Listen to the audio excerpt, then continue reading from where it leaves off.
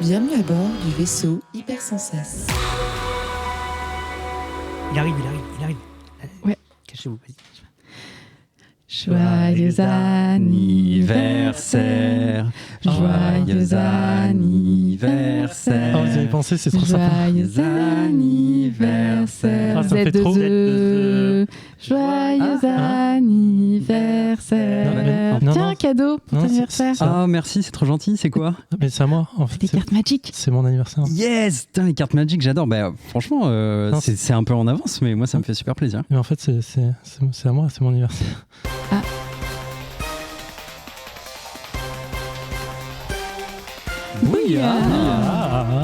Bienvenue à toi dans ce 174e épisode de Comics Podcast, le premier podcast francophone des lecteurs de comics passionnés. Si tu passes ici pour la première fois, je suis Nivrae et je suis ravie de t'accueillir sur les ondes du vaisseau Hypersensas.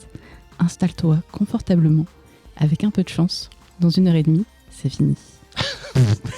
Non. Un peu de chance, ça va quand même. Ce soir, c'est un grand soir parce qu'on enregistre pile 8 jours avant la diffusion et que dans 8 jours, c'est son anniversaire. Ah, il a de la chance. Il est président du vaisseau, l'enfant caché de Satan et d'Harley Quinn. J'accueille avec plaisir ce soir Zéphiriel. C'est Comment moi. vas-tu? Ouais, c'est moi cette fois. Joyeux anniversaire, Zéphiriel. Eh, merci, c'est sympa. C'est pas ton anniversaire, Adrien. Non, c'est pas, Si, c'est on pas avance. celui d'Adrien, c'est bien.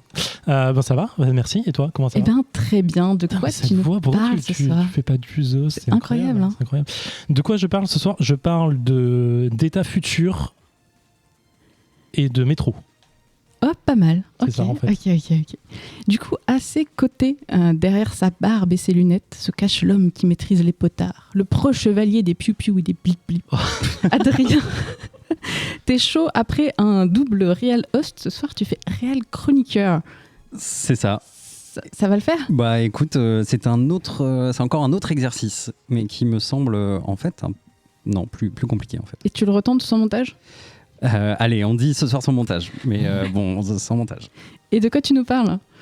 Bonne question. Je vais parler de retour aux horreurs. Ok, d'accord. Mmh.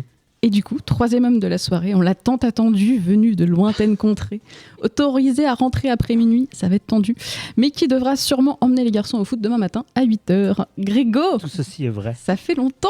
Ça fait longtemps, ouais. Et Que t'es parti de Rouen. je suis parti de Rouen. Pour la petite anecdote, j'ai failli faire demi-tour parce que j'en pouvais plus. Ne venez pas conduire à Paris, c'est un non-sens. Ah là là, et de quoi tu nous parles? Ben, je vais vous parler de la circulation à Paris, c'est l'enfer. Les scooters font n'importe quoi, les tacos, ils te coupent la route pour choper une voie. Non mais vraiment, c'est...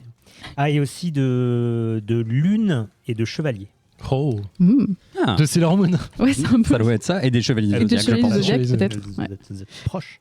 Et du coup, avant de lancer l'émission, juste un petit message pour vous dire que dernièrement sont sortis en VF les excellents Safran Chou chez Delcourt, Automnal chez 404 Comics, Beta Rebill chez Panini Comics, Skull Digger et Skeleton Boy chez Urban Comics. Vos livraires méritent d'être choyés, faites vos achats là-bas. Si vous êtes prêts, Comics Podcast 174, c'est parti. Ben Renault n'est pas là, il faut chanter sur les Nanana. jingles. On va faire les revues. Les revues, qu'est-ce que c'est? Donc 3 titres sont choisis par les chroniqueurs ici présents. On lit chacun d'entre nous, du coup, les 3 premiers chapitres de son côté et on en parle ici pour la première fois, dans le but de vous aider, bien sûr, à mieux consommer et mieux acheter. Le premier comic cette semaine, c'est Grégo et il va nous parler de Moon Knight. Tout à fait, je vais vous parler de Moon Knight. Alors, pourquoi Moon Knight, allez-vous me dire? Eh bien, tout a commencé il y a une semaine, quand on a décidé d'avoir le roster complet pour cette émission. Comme à mon habitude, je suis allé déclamer sur le Slack. J'arrive avec mon titre à Zap. À Zap, c'est toujours indéterminé. C'est le titre du Zap du terrain. Voilà, donc ça en général c'est le signal qui veut dire si vous avez un titre à me proposer, C'est le Grégo filez-le signal. moi. C'est ce qu'on appelle le Grégo signal. Et là Adrien dans sa grande bonté, il m'a dit ça tombe bien, j'hésite entre Moon Knight et le titre dont il vous parlera après. Je n'avais lu ni l'un ni l'autre. Il faut que je le précise tout de suite. Ah, c'est la première question que je voulais te poser. Est-ce que tu l'avais lu? Donc déjà ça me rassure. Ce à quoi j'ai répondu, on peut capture d'écran à l'appui. Très bien, mais si c'est bien, on mentira et on dira que c'est moi qui l'ai choisi. Voilà. Donc, Ça vous donne un petit peu. il y a une sorte de spoil en fait voilà. là. Putain. Une sorte de méta spoil. Moon Knight, donc pour vous situer un petit peu, mon rapport au personnage. C'est un personnage que je connais très très peu. Je l'ai essentiellement vu passer dans d'autres histoires. Je me suis pas vraiment intéressé à lui ces dernières années. Cela dit, tout le bien qu'avait pu en dire Adrien dans les épisodes précédents, vous irez voir sur Cerebro qui est à nouveau en ligne, avait un peu titillé ma curiosité, quoi. T'étais tellement fan que je me suis dit ça va être bien. Donc c'est pour ça que j'ai choisi un peu Moon Knight. Je me suis dit Adrien le propose, ça va forcément m'accrocher. Deuxième coulisse aussi, il faut savoir que pour l'émission, j'aime bien essayer d'acheter les comics parce que ça fait partie de l'expérience et du coup là dans ce cas précis, d'autant plus que les 3 premiers numéros sont finalement assez chers en démat sur Comixology puisqu'ils sont chacun à 5€. Ah quand même. Ouais, quand même. Putain. Donc là j'ai déboursé 15€ pour lire Moon Knight. Donc Ça avait intérêt à être bien. donc, Putain. C'est plus cher que le TPB. Donc, remonté, mais de Ouais. ouf. Et je sais pas si je vous ai dit, mais là en arrivant, j'en ai chié pour me garer dans Paris, mais l'enfer. Donc voilà, Moon Knight. Alors de quoi ça parle C'est Moon Knight. Hein. Il est le défenseur de ceux qui voyagent la nuit. c'est ça. Donc ça commence, il tue quelques vampires. Il épargne d'autres vampires en disant non, vous, je vais pas vous tuer, vous êtes aussi des victimes des autres vampires dans cette histoire. Et puis après, il va voir sa psy, Ouais. hein, c'est ça. Et globalement, il lui raconte un petit peu son culte, en fait, le culte qu'il voue à. Alors c'est Konju. Konshu, c'est pas Konshu. Oui, je pense que je sais pas, dans ma tête ça se prononce Konju, mais je sais pas pourquoi. Appelons-le Konju, c'est plus marrant. Je t'en conjure. Konshu de pomme. Donc il parle surtout à sa psy du culte qu'il voue à Konju. Et en fait, pour lui, défendre ceux qui voyagent la nuit, c'est accomplir la mission que Konju lui a transmise. Au fur et à mesure du comics, on apprend que dans ce qui semble avoir été un crossover précédent, je ne l'ai pas lu perso, je ne sais pas si vous y êtes intéressé. Non, du tout.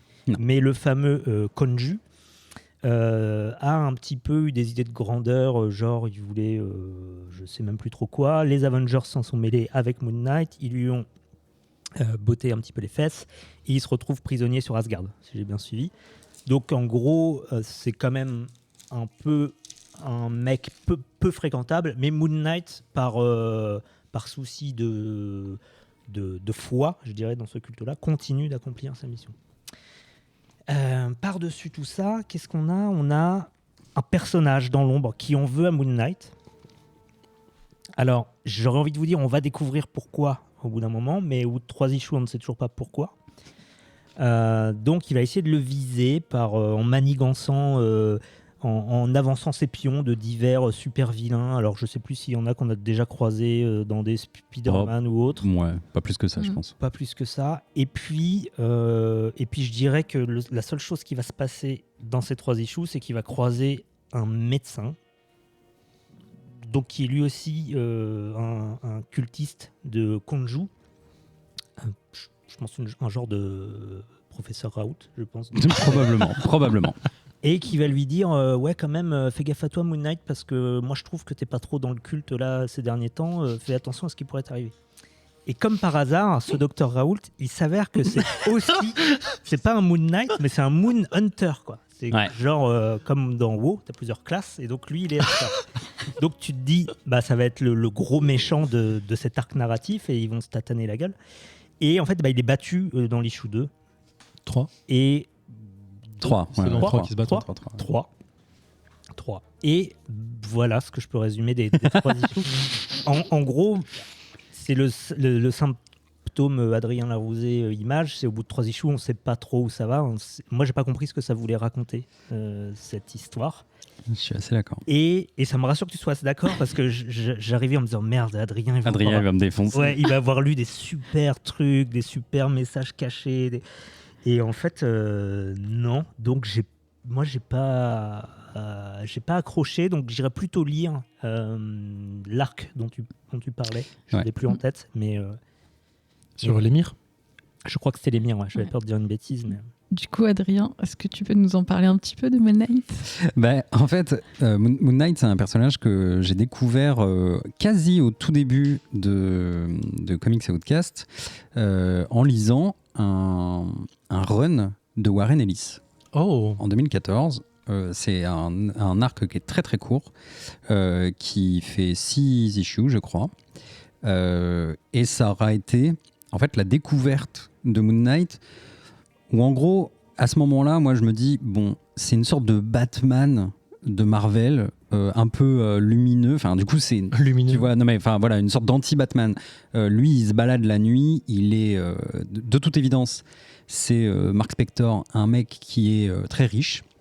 Il se déplace en limousine et il défonce les gens qui dérangerait les gens qui voyagent la nuit, quoi, tu vois. Donc effectivement, ça pourrait se résumer comme ça. On pourrait juste dire, bon, Moon Knight, c'est une sorte de gardien de la sécurité RATP la nuit, quoi. Et puis il fait attention à ce qu'il n'y ait pas de grabuge. Attention, pickpocket. Sauf que dans Warren Ellis, alors c'est très très peu verbeux. En fait, on en sait vraiment très très peu sur l'histoire de Moon Knight, mais juste c'est de l'action.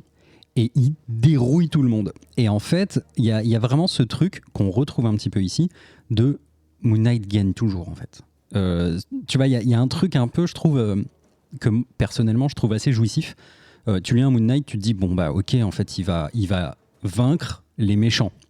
Parce que le vrai problème de Moon Knight, c'est ses démons intérieurs. C'est pas du tout les méchants, en fait. Les méchants, il les déroule comme il veut. Je pense vraiment que c'est un héros qui est un peu pété. Enfin, je dirais, il est vraiment très fort. C'est un Batman-like, finalement. C'est un peu un Batman, ouais, effectivement. Et tant qu'il est contre du street level, et c'est un personnage street level, même si on l'a retrouvé apparemment dans certains arcs avec des Avengers, dans certaines teams et tout ça, il est street level et il a pas trop de soucis. Par contre, c'est pour ça que là, on le voit aller voir son psy, c'est qu'il a quand même un tout petit peu des dissociations de personnalité. Comment on appelle ça déjà le trouble dissociatif de l'identité, des identités ou un truc comme ça. En fait, il se projette dans beaucoup d'identités, il switch de l'un à l'autre. Alors là, c'est dit en 2 mots, vraiment. Ouais. Genre, là, c'est Mr. Knight, en fait. Voilà, c'est ça. On voit Mr. Knight, c'est son incarnation qui est pas violente, mais qui est un peu genre anonyme, mais riche milliardaire quand même. C'est un peu son équivalent de Bruce Wayne, mais anonyme quand même. Mais il est aussi un chauffeur de taxi. Il est aussi... il a 6 ou 7 personnages, je crois. Et ça, c'est vraiment beaucoup plus le sujet du run de l'émir. Et c'est ce que j'ai découvert juste après. Et là, pour le coup, c'est pas Moon Knight qui déroule des gens, c'est Moon Knight dans un asile psychiatrique qui se fait un énorme trip et on revient à ses origines de comment il est devenu Moon Knight. En l'occurrence, c'était un mercenaire, il savait pas mal se bastonner et il s'est retrouvé en Égypte à devoir défendre des mecs qui voulaient piller des tombes, je sais pas quoi. Il est laissé pour mort par ses compères et Khonshu le ressusciterait pour l'investir de cette mission. Ce qui est assez cool dans cette version-là, en tout cas, c'est que c'est absolument pas dit que c'est vrai, en fait. C'est probablement le délire d'un mec qui s'est pris des bastos et qui a eu une énorme hallucination. Il n'a pas été ressuscité par un demi-dieu, il a été... voilà. Mais par contre, dans sa tête, c'est le cas, et il a beaucoup de discussions internes avec ce dieu. Et il y a beaucoup, dans le run de l'émir, il y a tout un tas de trucs vraiment intéressants. Alors déjà, graphiquement, c'est de la frappe, alors que là, ce qu'on a lu, donc le Moon Knight 2021, graphiquement, c'est assez inégal. Il y a des planches qui sont très belles, mais il y a des trucs, c'est un peu... Ouais. Et puis surtout, pour moi, le plus gros problème, c'est que clairement, ils prennent le personnage vraiment au second degré, quoi. Il y a un truc, tout est un peu débilos, tu vois, ces histoires avec ces vampires, les méchants, globalement, on y croit bof. Il perd complètement de sa saveur pour moi. Et du coup, j'ai vraiment pas pris de plaisir. Je vous inviterai donc à plutôt lire le run de l'émir ou éventuellement celui de Warren Ellis et celui qui a enchaîné ensuite qui est Max Benis. Il y a un run qui s'appelle Crazy Runs in the Family qui est assez facile à lire une fois qu'on a lu un des deux. Et c'est vraiment chouette. Enfin, je comprends pas comment en fait Moon Knight est passé d'un espèce de comment il s'appelle le truc merde le bon attendez, on revient dans 2 secondes sur mon idée. J'essaierai de développer. Mais voilà, lisez ça. Enfin, lisez Non, pas ce truc-là. Voilà. On est d'accord. En fait, comme tu disais, moi j'avais compris un peu tout ça du perso, donc c'est ce que j'espérais trouver en fait à nouveau là-dedans, et à mon sens je l'ai pas eu. C'est un peu fouillé par moments, mais en fait tout ce que je me suis dit, c'est en fait il me manque énormément de clés pour me plonger dans ce numéro 1, 2, 3 quoi. Ouais, et ça, c'est à mais tu vois, déconseiller, j'avais je pas pense. plus les clés. Enfin, c'est ça qui est bizarre en fait, D'accord, c'est que les ok. liens, ce qui est incompréhensible, ne vient pas de l'univers de Moon Knight, ça vient d'un truc qui doit s'être passé ailleurs. Je sais pas bien où, mais alors ce soir, vous allez voir qu'on va faire la folie des numéros 1 qui n'en sont pas du tout. Et je Oui, pense que Qui ont surtout tellement ça. qui sont des Ouais. conséquences Voilà. de gros trucs. Tellement Ouais. ça. Et je pense que d'habitude à Comics Outcast on parle des numéros 1 parce qu'on aime bien que nos auditeurs puissent s'embarquer dans des nouvelles aventures comme nous. Mais alors ce soir on arrive avec 3 trucs où les numéros 1 sont dégueulasses. Enfin dégueulasses au sens genre en Pas termes de numéro 1. en termes d'onboarding, c'est genre nul à chier. Mm. Et pardon, je pensais à John Wick. Voilà, en fait, genre, Ah oui, je trouve que dans Moon Knight, il y a un truc de John Wick. Un machin de genre, bah en fait, ouais, je suis super fort, street level, mais je me bastonne super bien et je vais tous vous dérouler. Bref, voilà, c'est. Écoutez, je déconseille. Et toi, Zef? Non, mais ça me rassure vachement. Parce que j'avais peur aussi de pas défoncer le type, parce qu'en vrai, j'ai passé un bon moment, mais juste, j'ai pas compris en fait d'où venait le problème du scénario. Même parfois, en fait, je me disais, j'ai dû louper une page parce que ça passe parfois d'un point A à un point B. Je ne comprends Oui, absolument exact. pas ce qui s'est passé entre les deux, quoi. Ça me l'a fait. Genre, il finit une baston juste après, il est en train de parler à sa psy. Je me dis, attends, mais je suis où? Et puis juste ça repart en baston. Donc j'ai eu un problème de compréhension globale. Cependant, et on n'en a pas parlé du tout, je trouve que visuellement ça déboîte quand même assez fort. Moi, je trouve ça inégal, mais putain, t'es non, il dur. y a des moments très jolis. Mais Il y a des juste- front pages qui sont assez cool, qui font penser un peu à du Mark Farlane ou à du Capullo. Alors ouais, complètement. Du Capullo des années 90, comme disait Exactement. Lionel. Ouais. Franchement, ça bute assez fort. Ouais, bah, Il y a des phases de combat contre Moon Hunter. Hunter. qui sont absolument merveilleuses, je ouais, trouve. je suis d'accord. Et j'ai passé vraiment du temps là-dessus à me dire waouh, vraiment. En fait, classe. pour le coup, on retrouve quand même encore un peu ce truc d'action, quoi. Voilà, c'est un peu un actionneur. Ouais. Et c'est vrai que, et ça sera le cas aussi des 3 comics de ce soir, c'est full muscle. Donc, genre, ils sont tous à peu près avec leurs 4000 muscles en train de se battre. Et 600. oui, j'ai un peu pensé à McFarlane aussi. Ouais. L'impression de voir 2 spawns se dérouler. Ouais, clairement. Ah ouais. ouais, c'est- Après, il y a des phases, la phase avec le concierge qui est cool aussi, dans l'idée, tu vois, qui rappelle un peu le côté mentalement instable de Moon Knight. Et même les phases de psy ou de discussion, de dialogue, elles sont assez cool en vrai. Enfin, moi, j'ai trouvé ça intéressant parce que ça dénote en fait le personnage, encore une fois, sur le côté assez profond, sur le côté mystique qui donne directement, et le côté tabasse qui est fort.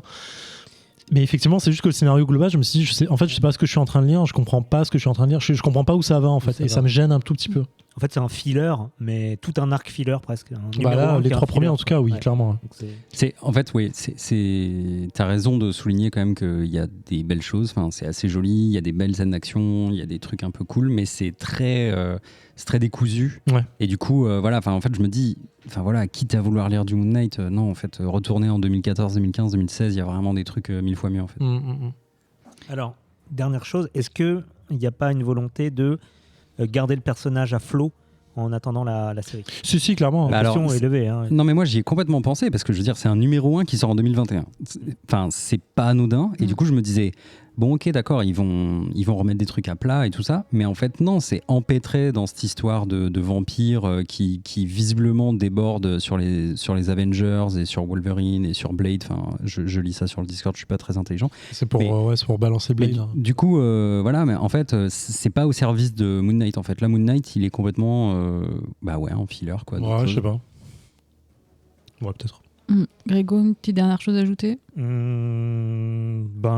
Globalement, les vélos roulent n'importe comment. Non, les scooters. les vélos, ça allait. Les scooters, c'était l'enfer. Ok, du coup c'était Moon Knight. Alors pour le second comic, du coup ça sera Zef. Oui, Tu vas nous parler de Future State, The Next Batman. The Next Batman, parce qu'il y a beaucoup de Future State en ce moment. Alors, En ce moment, cette année, c'est fini. cette mais... année. Il y a également beaucoup de Batman.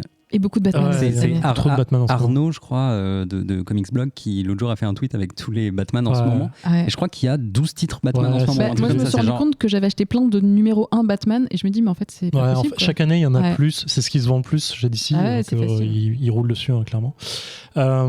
Future State, Next Batman. Effectivement. Alors, spoiler alerte, c'est un truc qui vient après Batman Death Metal par Snyder et Capullo. Donc c'est la suite de Batman Metal, donc ils ont fait Death Metal. Je n'ai absolument pas lu cet arc, je suis perdu. Enfin, il m'intéresse peu et je vais devoir me le frapper un moment, mais je sais pas ce que ça vaut en vrai. J'entends de tout et n'importe quoi dessus. Et c'est un truc qui vient après. Seulement, c'est un truc qui vient. C'est un acte foiré de la part de DC qui voulait faire ce qu'ils ont appelé depuis plus d'un an la 5G, la 5e génération de DC Comics. Ils voulaient refaire une roadmap complète de l'antériorité de DC Comics en mettant clairement les années d'apparition des héros et tout et faire un truc propre. Ils se sont foirés un peu parce qu'il y a eu plein de problèmes chez DC là-dessus. Et du coup, tout le travail qui a été mis en œuvre sur cette nouvelle génération, ils l'ont gardé, ils l'ont un peu recompilé et ils l'ont mis après les événements de Death Metal. Ne connaissant pas Death Metal, je suis un peu renseigné quand même pour comprendre ce que j'allais lire. C'est a priori, et vous me rattraperez si je dis conneries dans les commentaires, et sur le Discord en direct même, c'est a priori l'un des futurs possibles des événements de Death Metal quand le multivers a été réparé. C'est un des événements, un des futurs possibles du futur de Batman, de la Justice League et de Superman et de plein de choses. Donc voilà. En anglais, le titre est sorti sous le titre de Next Batman, Future State Next Batman, qui recompile dedans tous les héros qui concernent Batman et Gotham. Donc il va avoir aussi les Outsiders, entre autres, Robin, Redwood et ainsi de suite. Donc ça va compiler tout ça de mémoire. Redwood, j'ai un doute maintenant que je le dis. Et donc quand on va lire les issues en VO, on va avoir une première partie qui est sur le Next Batman et une deuxième partie qui va s'alterner de numéro en numéro entre les Outsiders et je crois qu'il y a Batman, il y a Sirens aussi dedans, un truc comme ça. Mais tout est relié. Et en français, Urban a fait The Next Batman, a tout remis en l'ordre dedans. Donc quand vous lisez les 400 pages, je crois, du tome de Batman, il y a tout dedans, tous les Outsiders, tout Robin, tout Sirens, tout machin. Donc voilà, c'est à peu près ça. Donc là, on va se concentrer très uniquement sur le Next Batman. J'étais assez excité en vrai à lire ce titre parce que je savais déjà que le Batman en question ne serait pas Bruce Wayne, que dans ce futur probable, Bruce Wayne était mort, je mets des guillemets en truc de ça, et qu'on allait suivre le fils de Lucius Fox, donc le mec qui aide Batman à construire tous ces trucs. Et donc j'étais assez excité par cette idée-là, en fait, en me disant putain, ça va être cool, ça va enfin changer un peu le truc. Et en fait, on est dans un futur probable où Gotham est contrôlé par un super vilain qui va être commun à tous les super-héros qu'il y a dans la ville, et donc tous les titres autour de ça, qu'on appelle le Magistrat. Que je sais pas qui c'est, je connais pas, mais du coup tout va se liguer autour de lui. C'est-à-dire que même des vilains vont créer en fait leur bande, ils vont travailler de concert avec des super-héros pour pouvoir essayer de combattre le Magistrat, qui est grosso modo le Gotham Knight de Batman Asylum 3, je sais plus comment c'est, qui était sorti sur PS4 pardon. Qui est finalement, tout est contrôlé par une seule entité avec des drones et des tanks et des trucs et des machins. Et donc voilà, on retrouve un peu ça. Et donc on va suivre le nouveau Batman qui va se battre pour sauver des gens qui se masquent dans la ville. Je résume un peu les faits. En fait, c'est une des premières scènes qu'on a. En fait, il va tabasser un mec. Le mec se fait tabasser, il lui dit bah, qu'est-ce que tu fais? Et en fait, il lui arrache le masque qu'il y a sur la gueule en disant je te sauve la vie. Et effectivement, les flics débarquent et ont pour ordre, parce que c'est une milice privée du magistrat, et ont pour ordre de défoncer et de tuer tous les gens qui sont masqués, ouais. Parce qu'ils n'ont plus le droit d'avoir des vigilants, enfin des super-héros dans la ville. Et en fait, tout va tourner autour de ça. On va suivre c'est même pas Lucie, j'ai oublié son prénom, je m'excuse. Jace. Jace Fox. Enfin, c'est Tim, mais il veut qu'on l'appelle Jace. Ouais, voilà. Et du coup, on va le suivre et dans sa vie perso qui est finalement pas très ouf parce qu'il y a aussi tous ces problèmes perso à régler avec sa famille. Et sa sœur qui est dans le coma et le reste. Et son côté aussi Batman, avec ces questions qui se posent en se disant est-ce que je suis un bon Batman, parce que finalement il est il est très street level en fait. Il va aussi tabasser des gens qui sont des middle life en fait, qui sont pas des super vilains, parce que le seul super vilain qu'il y a dedans c'est le magistrat. J'ai pas été ultra emballé à la fin de la troisième issue. J'ai pas été ultra emballé. En fait, j'ai difficilement avancé sur le titre et ça m'énerve un peu. En fait, je m'attendais vachement mieux. A priori, enfin, a posteriori, après avoir lu le truc, j'étais content de revoir un titre autour de Batman qui était très street level, dans le sens, on s'occupe vraiment des gens de la rue et on va vraiment voir comment la rue est difficile à vivre dans un Gotham qui a complètement changé, qui est sous autorité de police, enfin en tout cas de mercenaires quasi, et comment c'est dur à vivre, mais finalement je me suis rendu compte que l'histoire n'est pas intéressante. Je suis un peu en fait j'étais plus happé par l'histoire des Outsiders qu'il y avait à côté que par l'histoire de Batman, et donc du coup je suis un poil déçu de ça. Visuellement c'est pas foufou, j'ai pas accroché plus que ça. Les bastons sont assez cool, mais elles sont, je trouve, un peu foirées de temps en temps, et voilà. Et en fait l'histoire de ce Fox là m'intéresse très très peu, et du coup je vais le continuer parce que j'ai envie de connaître la fin du magistrat et j'ai envie de savoir ce qui est arrivé à Bruce Wayne et du reste, mais Et en fait, il en reste qu'un. Ah, il n'y a que 4 issues. Ouais, en fait, merde. quand j'ai réalisé ça, du coup, j'ai lu la 4e parce que je me suis dit, merde. voilà. Je l'ai pas lu, autant pour moi.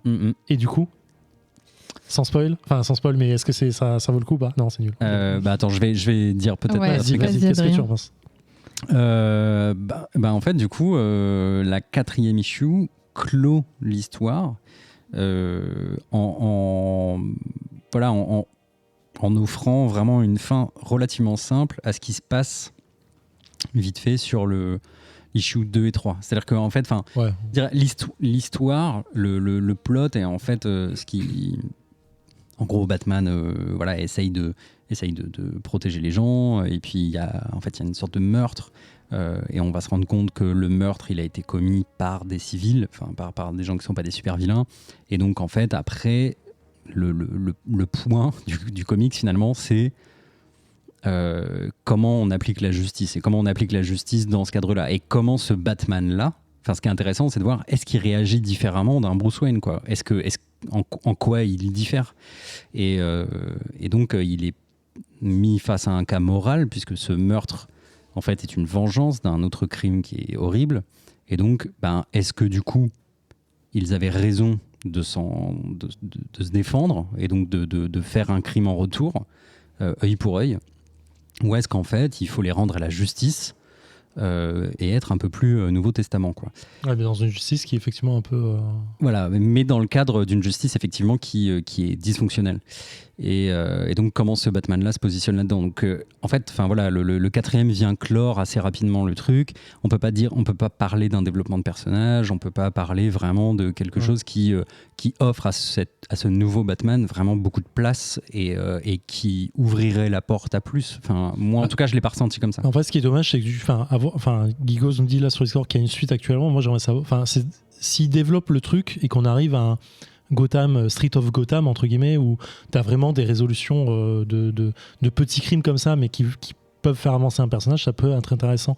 Mais finalement, ce serait une forme de redite avec un futur différent, ce qu'on a peut-être déjà vu sur Batman Beyond. Ouais, en fait, je pense que du coup, ce qui peut être intéressant, c'est comment ce Jace Fox gère son identité alors qu'il a une famille, lui, parce que en fait c'est quand même la grosse différence, c'est que Bruce Wayne en vrai il fait bien ce qu'il veut, lui il a quand même des comptes à rendre avec des parents qui détestent Batman, donc je sais pas exactement pourquoi en réalité, qu'est-ce qui s'est passé avant qui fait que et Lucius et sa femme, donc les parents de Jace, détestent Batman, et qu'est-ce qui fait que c'est tellement un peu la gênance, j'en sais rien, mais cependant je dois dire que j'ai trouvé en fait, un peu comme avec Moon Knight, en fait, c'est 2 titres qui sont relativement similaires, je trouve.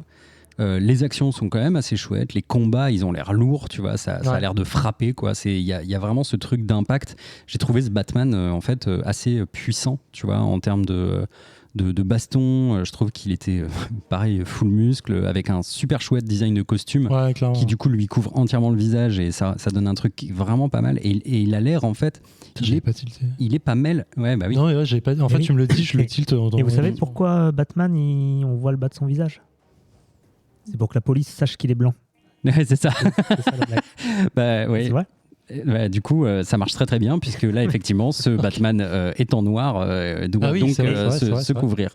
Et il a l'air intelligent. C'est vraiment un détective comics, tu vois. Clairement. Il est dans l'enquête. Alors, il est très aidé, comme dans tous les future states beaucoup de la technologie, quoi. Donc des drones, de l'intelligence artificielle, des trucs comme ça. Donc il y a des moments, c'est un peu relou, un peu facile. Moi, j'aime pas trop ce truc de genre intelligence artificielle, aide-moi à résoudre le crime. Tu vois, je trouve pas ça passionnant.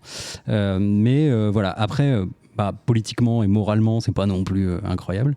Les dessins, en fait, c'est pas toujours les mêmes dessinateurs, je crois. Parce que la première issue m'avait vraiment plu et ensuite ça me plaît moins. Alors soit ça... Je crois que c'est toujours Darrington, j'ai un doute. À vérifier, mais si c'est le cas, en tout cas, c'est du coup très variable. Il y a des moments où les visages sont assez vilains, je trouve.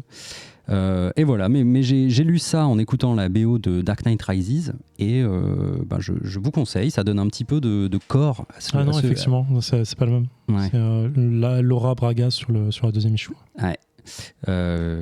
C'était mieux avant. Voilà. Et toi, Grégo, est-ce que tu penses aussi que c'était mieux avant? Oui. Un peu gêné par ce titre encore une fois parce que même ressenti. En fait là cette semaine je me suis dit mais qu'est-ce qui m'arrive cette semaine? J'aime rien en fait. C'est quoi? C'est l'automne? Est-ce que je change? Est-ce que je deviens chiant? Et voilà, moi j'ai pas trouvé le titre forcément intéressant pour un numéro 1, pour quelqu'un qui suit Batman de très loin. Tu comprends très vite que tu as loupé un truc là. Le Future State, là, apparemment, il y a un petit encart qui dit oui, le multivers, c'est la merde. Bon, là, on regarde le futur un petit peu. Et tu dis bon, ok. Et puis après, l'histoire, elle se lit comme tu tomberais sur n'importe quelle histoire de Batman, finalement, en plein milieu, des épisodes pareils, un petit peu filler. Tu sens un petit peu qu'il y a ce thème de la justice, là, comme le présentait Adrien, qui est présent, et tu dit il repose peut-être les bases de qui est Batman et quelle conception de la justice il a.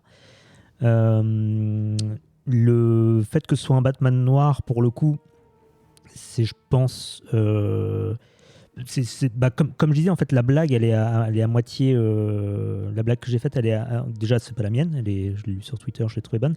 Mais pour le coup, avoir un Batman noir, ça pourrait être intéressant pour carrément. tous ces aspects-là. Alors malheureusement, il est dans un contexte où la police est déjà hyper autoritaire. Oui, c'est ça. En fait, du coup, moi, tu vois, à un moment, j'ai noté... comment j'ai formulé ça? J'ai dit pas très politique. Tu vois, en fait, ça dénonce pas grand-chose, quoi. Si ce n'est que, genre, visiblement, le fascisme, c'est pas bien. Non. Mais ça reste encore à prouver. Mais sinon, tu vois, c'est difficile de tisser quelque chose, tu vois. Enfin, c'est dommage d'avoir un Batman noir et de pas en profiter. Et à la fois, j'ai envie de dire, est-ce que c'est pas cool d'avoir un Batman noir et de ne pas en faire un sujet? C'est toujours un peu délicat. C'est pareil, assez mal placé pour me rendre compte de si ça devrait être fait ou pas. Et en tout cas, donc pas transporté, mais à la fin du 3, je sais plus quel cliffhanger il y a, et je me suis dit, il y a une 4e issue, allez, je la lis pour voir où ça va, quoi.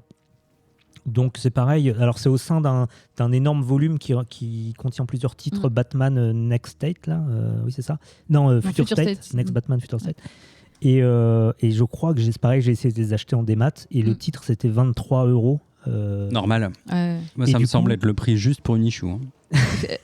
Entre 20 et 23 €. Mais en fait, t'as tout dedans. Elles sont fat, t'as d'autres histoires dedans. Et je me demande si finalement, c'est peut-être pas plus intéressant de lire ce titre avec tout le reste, comme regarder ce qui se passe dans le Future State, anthologie du Future State de Gotham City avec différents Batman. C'est exactement ce qu'il faut lire. Et je pense que comme ça, au milieu de tous les autres titres, ça prend plus de sens et on ressent moins un petit peu la fadeur de ce titre, qui est pas non plus raté, mais qui est pas non plus spécialement intéressant, je trouve.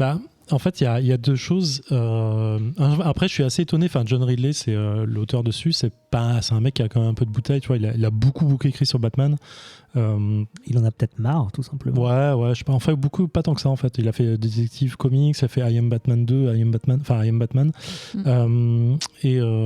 C'est la suite du coup. Oui, c'est la suite.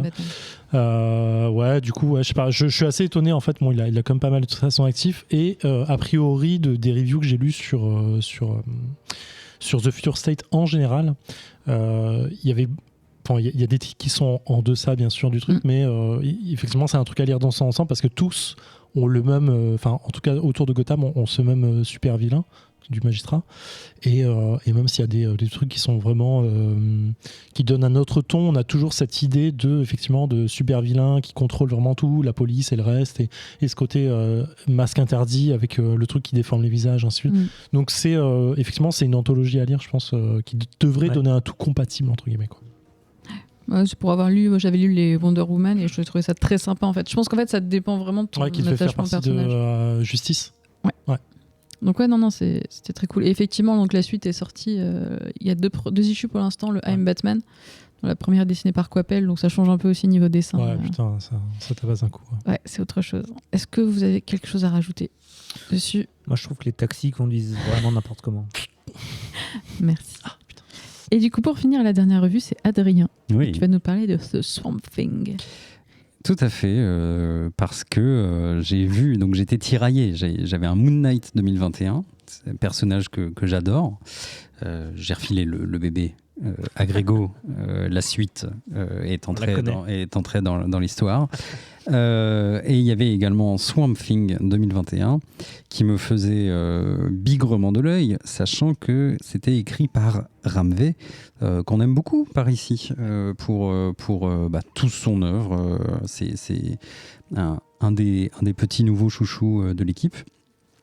Et alors, si je le dis en 2 mots, Swamp Thing, je ne sais pas si vous connaissez, c'est une sorte de monstre des marais qui, historiquement, alors a été plusieurs personnages, mais le personnage le plus courant, c'est Alec Holland, qui était un biologiste, je crois, ou un truc un peu genre un mec de la nature, qui avait un accident et ressortait de là en étant Swamp Thing, mais en fait pas vraiment, parce qu'en fait Alec Holland est vraiment mort, mais c'est plutôt la créature qui s'est matérialisée et qui croit qu'elle est Alec Holland, mais en fait voilà, non, plus tard ça a été redconné et ça a été autre chose. Bref, toujours est-il que c'est une grosse bestiole verte faite de feuilles et de troncs et voilà, elle est faite de verdure quoi, et elle déroule dans tout un tas de contextes, notamment la Dark Justice League, et je l'ai aimé plus tard, et vous allez voir comme une sorte de redondance, grâce à un arc qui était pendant les New 52, écrit par, pardon, je perds mes notes, de Scott Snyder, voilà, et dessiné par Yannick Paquette, et c'était incroyable. Il y avait un crossover avec Animal Man de Jeff Lemire, et dans ma tête c'était vraiment des explosions. Enfin, je découvrais tout ça à l'époque, je savais même pas que c'était Lemire, c'était avant que je découvre vraiment qui était Lemire, et voilà, c'est un personnage que j'aime beaucoup, qu'on aime beaucoup d'ailleurs avec Benjamin, et donc là, bah voilà, Swamp Thing par Ramvé, incroyable. Le début de la lecture a été assez compliqué, il faut le dire, parce que Ramvé, il écrit d'une manière assez poétique, mais aussi high level, quoi. Et donc, quand on est un peu fatigué et qu'on n'est pas anglais de naissance, c'est pas forcément évident. Mais ce qu'il faut retenir principalement, c'est que Alec Holland n'est plus Swamp Thing. Ça s'est passé dans Future State.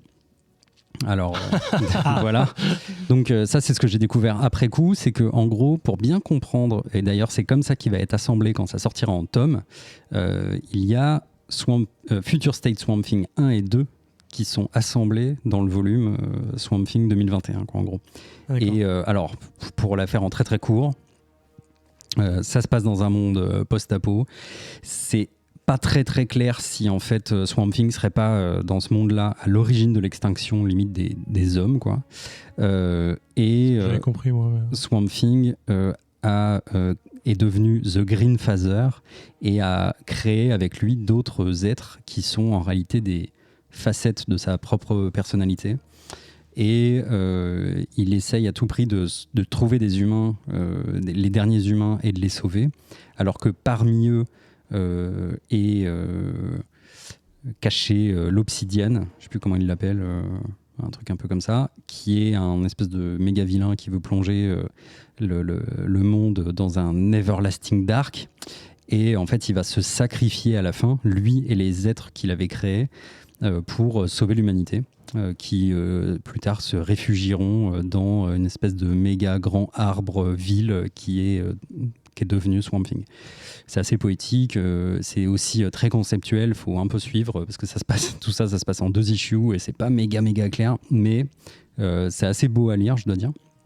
Et Swamp Thing, donc toujours par Ram V, itère là-dessus en du coup trouvant un autre avatar à The Green, parce qu'il faut savoir que dans Swamp Thing, il y a une mythologie derrière qui est que The Green est une force, ou on pourrait le dire comme ça, une sorte de force de la nature qui s'équilibre et qui relie tous les êtres végétaux. C'est le Magiverta Magic, quoi. Par exemple. Si je ne suis pas expert en Magic, mais je te fais entièrement confiance là-dessus. Et donc The Green a besoin d'un avatar humain. C'est bien la conclusion de Future State, c'est qu'il y a besoin d'un humain quand même si les humains sont faillibles, ils ont une âme et l'âme permet de dépasser ses propres limites. Et donc The Green cherche un avatar. Il faut savoir qu'il y a The Green, mais il y a aussi The Red, qui est une force qui transcende tous les êtres de chair et de sang. Et il y a également The Rot, qui est pour le coup la pourriture, quoi, tu vois, et qui en gros la mort. Quand Jeff Lemire et Scott Snyder écrivaient Animal Man et The Green, il y avait et Swamp Thing, il y avait un crossover où du coup ils luttaient contre The Rot, et un peu la moralité c'était que ces 3 forces-là de la nature ont besoin de coexister en fait, même si elles seront en guerre permanente. Il faut que les 3 existent et se laissent une place. Bref, c'est vraiment très très joli, hein, Swamp Thing, on dirait pas comme ça, mais derrière tout ça, c'est vraiment très philo, voilà, et ça, franchement, ça marche trop bien avec l'écriture de Ram V. Je reviens à mes moutons.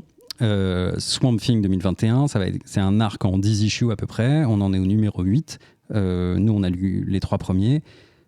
On peut dire que ces 10 issues seront une sorte de premier arc, première saison. On sait déjà qu'il y en a une deuxième partie qui est en écriture.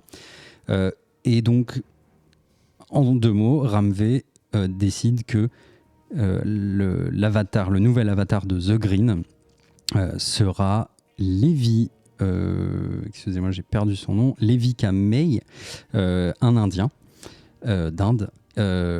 Et avec toutes les différences culturelles que ça peut probablement évoquer, qui, au tout début de ce comics, n'est pas vraiment Swamp Thing, mais en tout cas, quand il s'endort, la journée tout va bien, mais il est terrifié de s'endormir parce que quand il dort, il fait des cauchemars où il est une sorte de créature végétale immonde et informe, et il est partout dans le monde à la fois.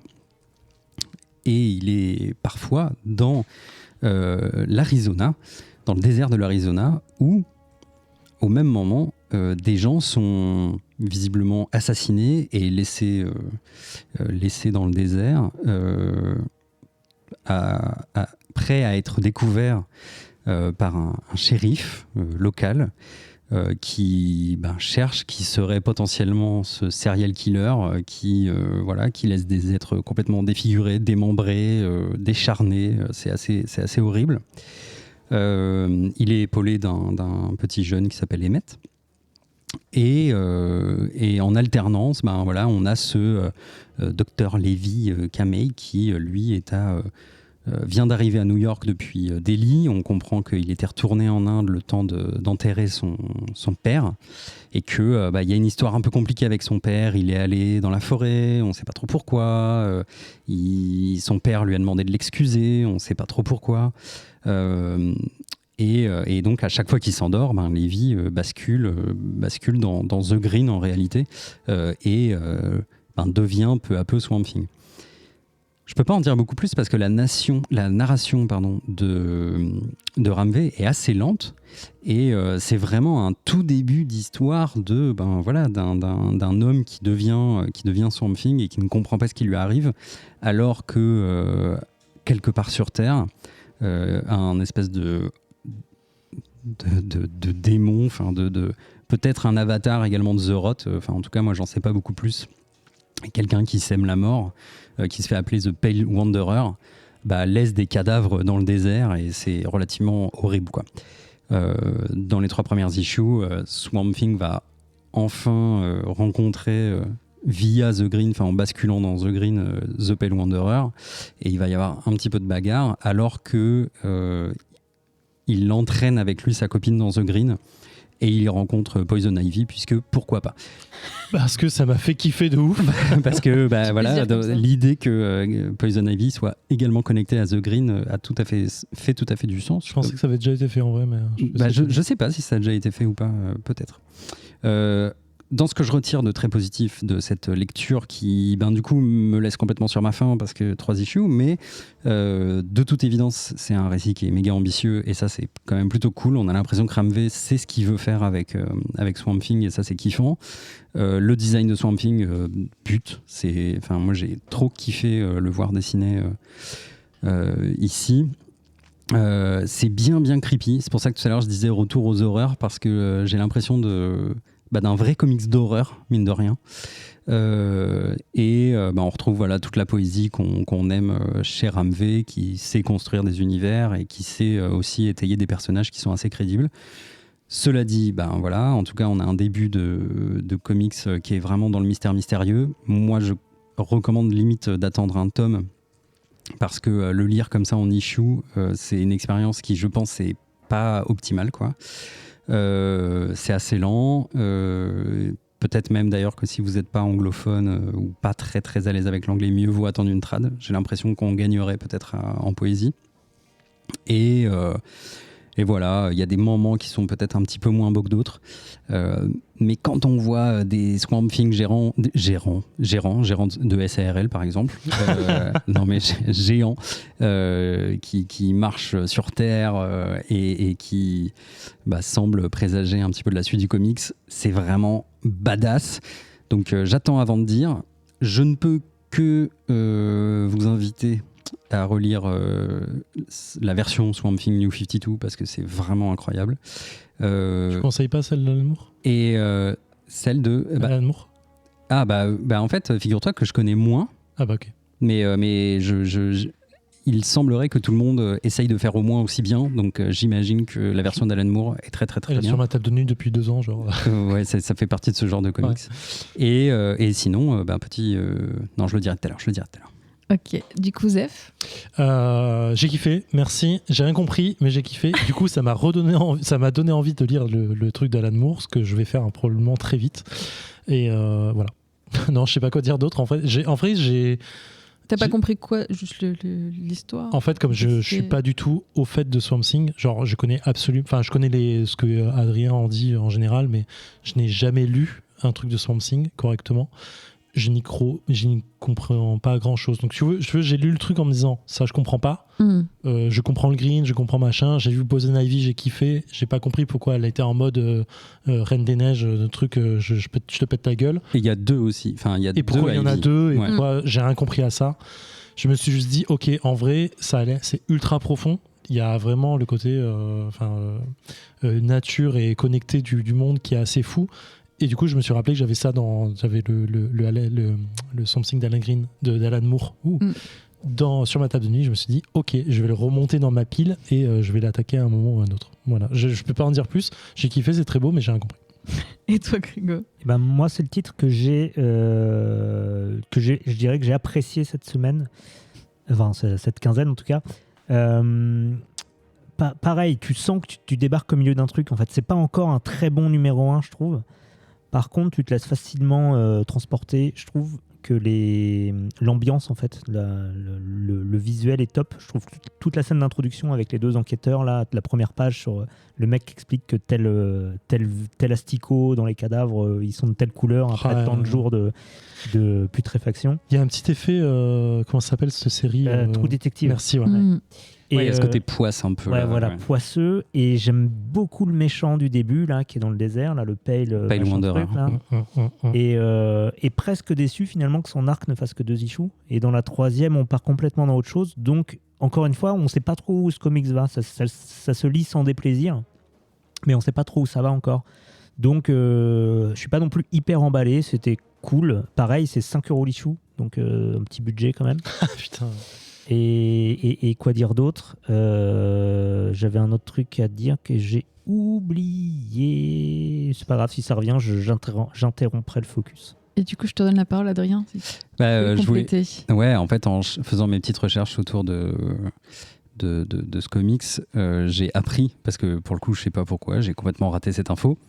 Eh bien, il va y avoir un Swamp Thing de Jeff Lemire en mini-série qui s'appellera Green Hell, qui commence le 28 décembre.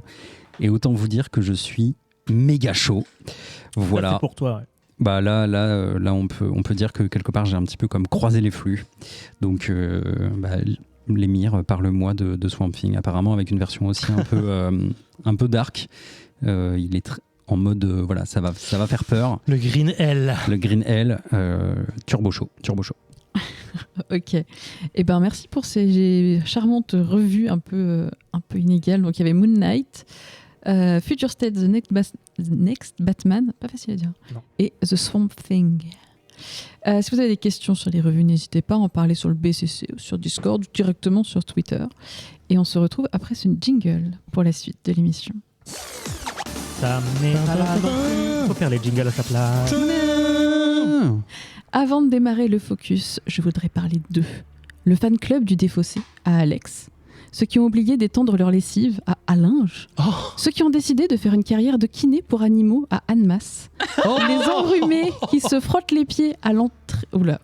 Les enrhumés qui se frottent les pieds à l'entrée de Baillasson. Les chasseurs de vampires menteurs de Bluffy.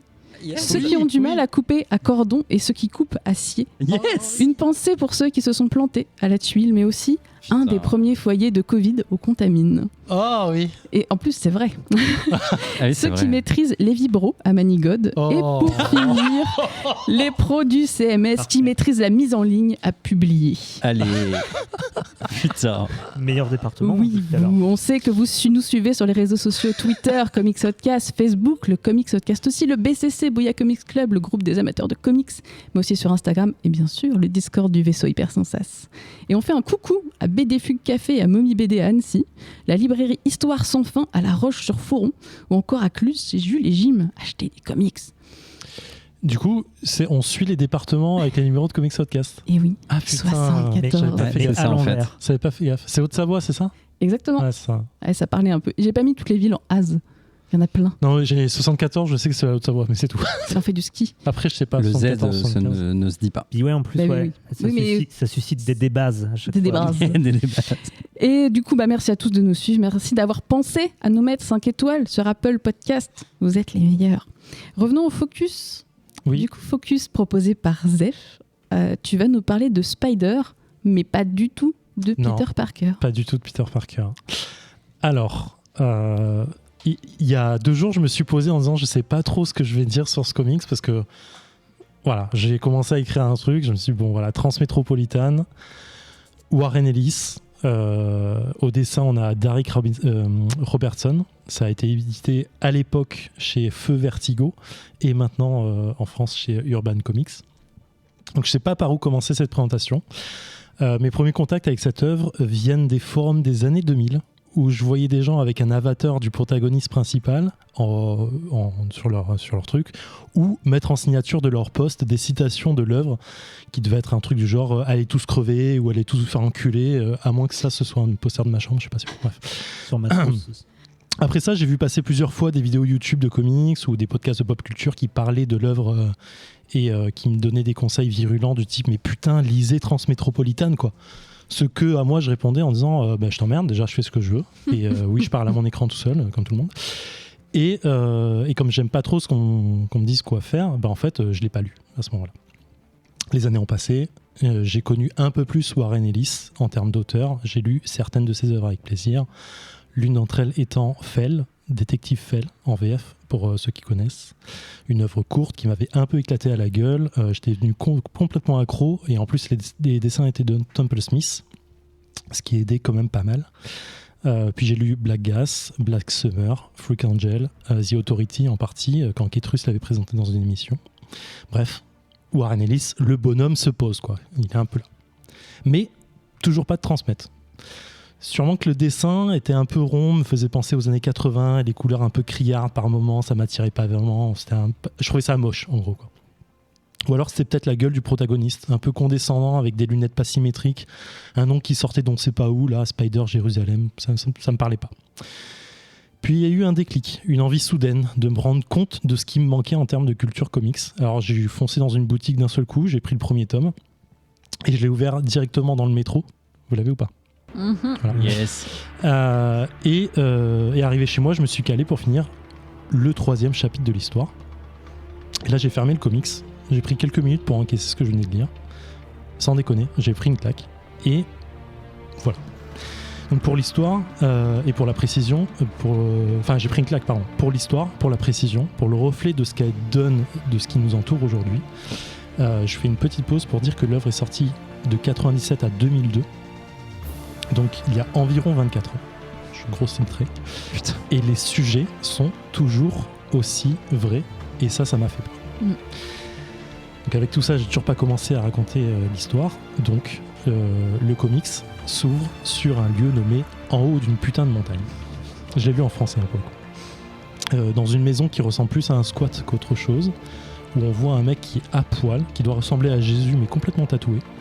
C'est notre protagoniste principal. Il est en train d'insulter son éditeur au téléphone. On comprend rapidement la discussion et que son éditeur lui demande un bouquin suivant un contrat qu'il a signé il y a 5 ans. Et malgré les insultes et autres menaces de mort, Spider Jérusalem, le protagoniste, va devoir l'écrire ce putain de bouquin. Et donc pour ça, il doit redevenir journaliste. Fini la tranquillité en haut de cette putain de montagne. Il charge sa voiture, il charge les bombes et autres pièges qu'il a dans sa maison, fait exploser à coups de lance-missile le bar qui est à côté de chez lui parce qu'il se prend la tête régulièrement avec lui, passe son trajet à expliquer que si lui doit en chier, tout le monde en chiera avec lui. Et quand il arrive en ville, il change de trottoir et tout change avec. On n'avait jusqu'à présent aucune notion de date, on ne sait pas quand l'œuvre se passe, mais on comprend d'un coup qu'on est dans une anticipation malsaine de notre société. Toutes les publicités sont criardes, énormes, ça en envoie dans tous les sens. Il y a des sex shops à tous les coins de rue, des SDF, des prostituées, des embouteillages, des manifestations de transités, on ne sait pas encore ce que c'est. Ce sont ces personnes qui ont transformé leur corps avec des cellules extraterrestres, donc des extraterrestres sont nus sur Terre. Bref, le monde a changé et pas forcément en bien. Donc Spider arrive chez un ancien ami rédacteur en chef. Il rentre dans son bureau après avoir tabassé le gars de la réception. Véridique. Il explique qu'il a besoin d'un boulot, parce qu'il a besoin d'un appartement, parce qu'il a besoin d'une sécu, parce qu'il a besoin d'armes, parce qu'il a besoin de drogue et qu'il a besoin de thunes, bien évidemment. Le deal se fait contre un article par semaine. Rapide, mais parce qu'on apprend que Spider... tout ça c'est rapide, et on apprend que Spider Jérusalem est en fait une célébrité. Son bouquin qu'il a fait il y a 5 ans l'a rendu extrêmement célèbre. Et il n'a pas kiffé du tout cette célébrité. Il n'arrivait plus à supporter le bruit, les fans, il ne trouvait plus la vérité, parce que c'est ce qu'il cherche. Donc il s'est barré en haut de cette putain de montagne. Arrivé dans son nouveau chez lui, on découvre un autre monde. Une IA qui se drogue, qui fabrique tout ce qu'on lui demande. Un chat à 2 têtes qui fume des cigarettes. Et le premier article de Spider sera cette fameuse manifestation des transités. Après quelques interviews et quelques recherches, notre protagoniste se rend compte que que ce soir sera le soir d'une émeute dans le quartier des Transités. Tout ça sera provoqué par des moyens détournés par les forces de police. Parce que quelqu'un a payé pour ça, parce que il faut faire penser que les émeutiers allaient commencer à taper les flics. Le sens du journaliste qui anime notre protagoniste s'allume et il se retrouve en direct au-dessus de l'émeute, au-dessus d'une maison close. Et là, en fait, il sort son PC et il tape à bout de doigts son article pendant que les gens se font taper à coups de tonfa. Je vais vous lire une partie de l'article en question parce que ça vaut quand même sa précision. Ouverture de chapitre. Le rythme de la jungle bat sous mes pieds. C'est le son des matraques frappant les boucliers anti-émeutes, une tradition policière quand les rues s'embrasent. Je suis à Angel 8, donc c'est le nom du quartier. Observant ce qu'on appellera sans doute l'émeute des transités. Les vainqueurs écrivent l'histoire en effet, et si la police choisit de l'appeler l'émeute des transités, alors tel sera son nom. Car le sang des transités va recouvrir le quartier, et vous savez quoi ? Ils n'y sont pour rien. Les transités n'auraient pas pu faire ça eux-mêmes. Ce ne sont que des grands enfants qui trouvent drôle de vivre dans le corps d'un extraterrestre. Une société saine les aurait reconnus comme les andouilles qu'ils sont et leur aurait offert un grand terrain de jeu, mais personne n'a cherché à vérifier la faisabilité de leurs folles revendications séparatistes. Civic Center, donc le gouvernement du coin, a préféré les écraser. Ils ont payé quelques transités pour semer le trouble, sabotant délibérément une manifestation pacifique. Une violence spontanée, la seule excuse qui pouvait permettre Civic Center d'envoyer la police anti-émeute. Ces gens qui saignent sont les victimes d'un coup monté. C'est une démonstration de force. On ose saper l'autorité, on ose vouloir penser par soi-même. Allons piétiner des enfants, des imbéciles et des incompétents et prouvons à quel point nous avons des grosses couilles. Je vois un transité dans la moitié du visage traîne par terre et 3 flics qui continuent à les massacrer et l'un d'eux se branle tout en s'affairant. C'est pas la fin de l'article et ça dure encore sur 3 pages. Donc son article à ce moment-là est diffusé sur toutes les chaînes de la ville et ça fait peur à des personnes assez haut placées et tout s'arrête d'un coup. Il rentre chez lui épuisé, se fait choper par 4 flics et se fait tabasser la gueule, presque à mort. Et la dernière phrase qu'il entend, c'est « Si tu ouvres encore ta gueule, tu finis dans un sac ». Donc je parlais de claques tout à l'heure que j'ai pris dans la gueule parce qu'en fait, comme je l'ai dit, on est plus de 20 ans après. Et tout ça, ça me semble encore assez familier. Je sais pas pour vous, mais le tabassage en règle, les manifestations, les trucs comme ça, c'était il y a pas si longtemps encore. Alors je suis pas là pour dire ce qui est bien ou mal, je suis pas là pour faire la morale, je suis pas là pour dire ce qu'il faut manifester ou pas et qui a raison ou qui a tort, je mets personne en cause, c'est pas le problème. Je dis juste que c'est encore le cas. Le reste du tome 1 s'attaque rapidement à la religion sous toutes ses formes. On voit aussi apparaître de vieilles vengeances. Le tome 2 parle d'élection présidentielle, en présentant un des candidats comme un bon candidat parce que lui s'est pas fait sucer pour un s'est pas fait sucer par ses secrétaires. Bref, violence des propos, vérité claquée à la gueule. Je vais pas me répéter, vous avez tous un peu compris le ton du comics. Irrévérencieux, cynique, caricature, c'est monstrueux. Mais c'est pas tout. Parce qu'au-delà de ça, on parle surtout de notre protagoniste. Un être humain qui, même si on a du mal à le croire, est un être humain, et qui, sous ses airs de « je m'en bats les couilles de tout et je m'en bats les couilles du monde », en fait, il a énormément de failles. Il s'attache aux gens malgré lui. Il en souffre. Il vit extrêmement isolé dans son monde, dans le monde qui l'entoure. Il rejette tout le monde, mais aussi parce qu'il aimerait qu'on le comprenne. Il vit dans des doutes, il vit dans sa haine, il vit dans ses propres peurs. C'est pas un héros, absolument pas. Il fait des erreurs énormes, il tente de les exorciser dans la drogue, dans ses articles, de s'en servir, sans jamais bouiller pour autant, en attendant que le monde apprenne de ces mots violents qu'il crache. Un gros problème de communication pour un homme qui écrit des articles, c'est presque cocasse. Bref, voilà, c'est assez fort. Côté illustration, c'est assez chargé. J'ai mis un temps fou à m'y faire correctement, à pouvoir rentrer dans le truc, mais une fois qu'on a les codes, c'est putain de beau en fait, c'est putain de précis je trouve. Et ça sert vraiment le propos à mort. Bref, avant de demander à mes petits camarades ce qu'ils ont pensé, je dirais juste un truc, putain, lisez, transmettez quoi, vraiment. Il donne envie, hein. Ouais, je pense qu'on va démarrer par Grégo. Alors, Tu connaissais Transmettre avant ou pas du tout? ouais, je connaissais parce que je l'avais dans ma bibliothèque. Et comme Jeff, hyper coupable parce que je l'avais dû commencer une fin de dimanche il y a quelques années. Et j'avais dit, ouais, cool, ok, je vais continuer ça. Et du coup, je l'avais rangé après dans la bibliothèque. Et depuis, il n'en était pas ressorti. Donc à cette époque-là, je pense que j'avais pas saisi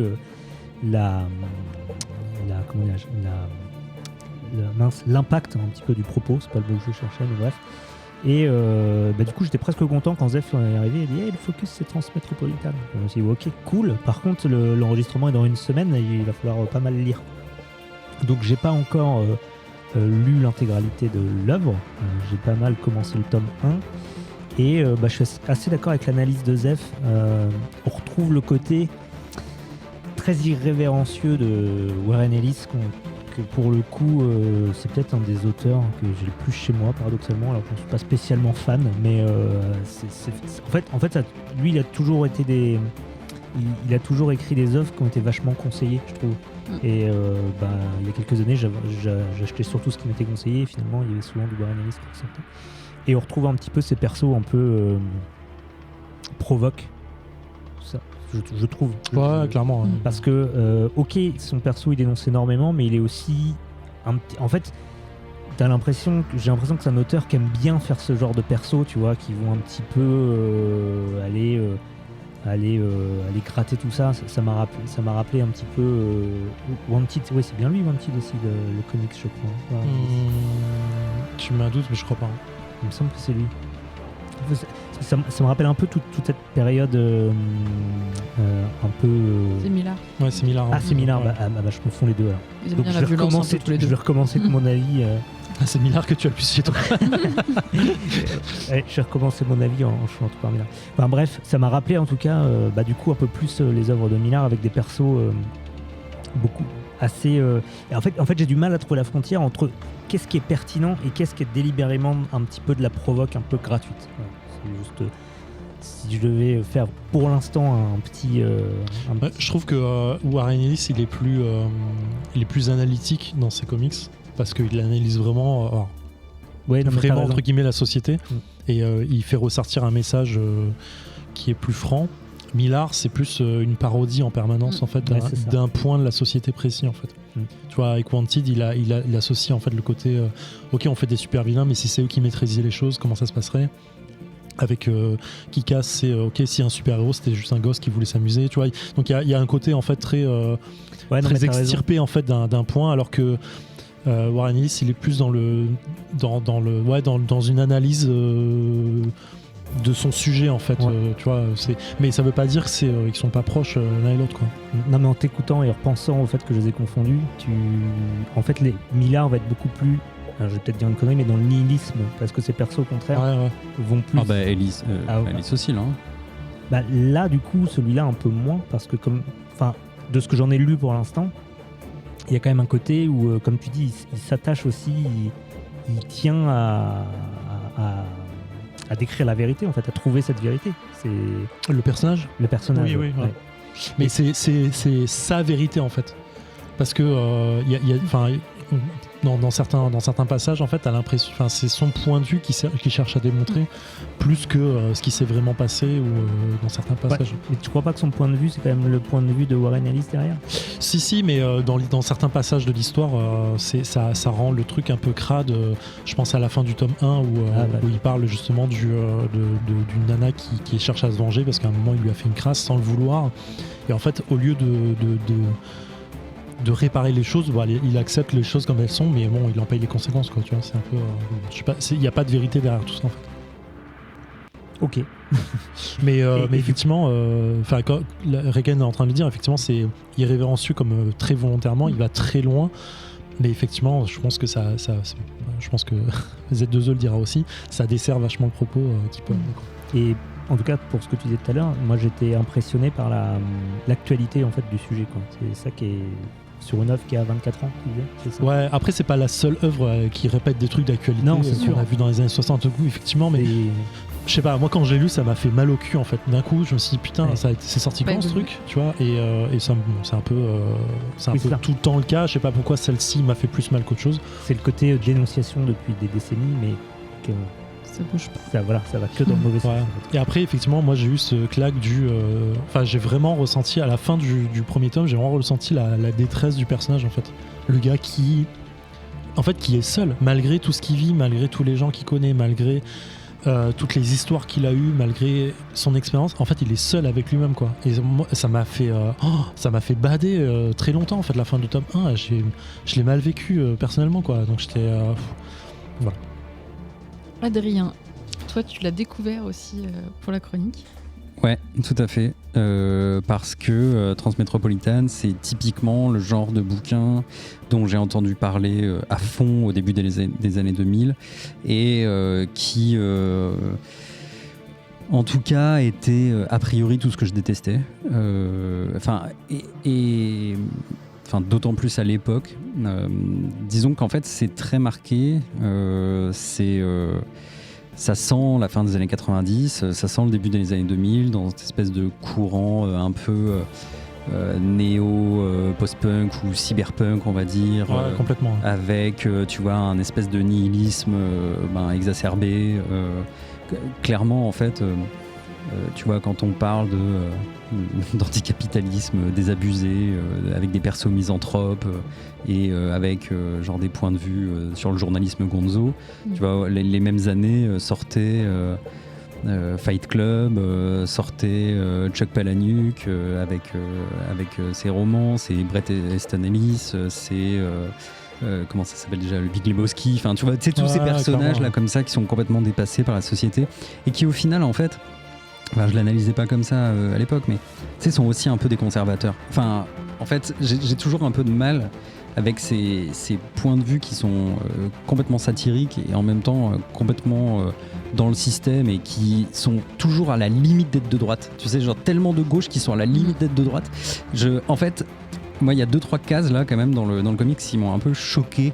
Enfin, tu vois, dans le fond où je me disais, mais ça serait pas un peu quand même très sexiste et ça serait pas limite transphobe et ça serait pas limite homophobe parce que tu vois cette espèce de vision où quelqu'un arriverait dans une ville en disant la grande ville, là où il y a la décadence et regardez ces femmes qui font ce qu'elles veulent de leur corps et regardez ces hommes qui s'embrassent et machin, et tu vois, tu sais, il y a un truc d'un peu attention, ça vieillit pas super bien.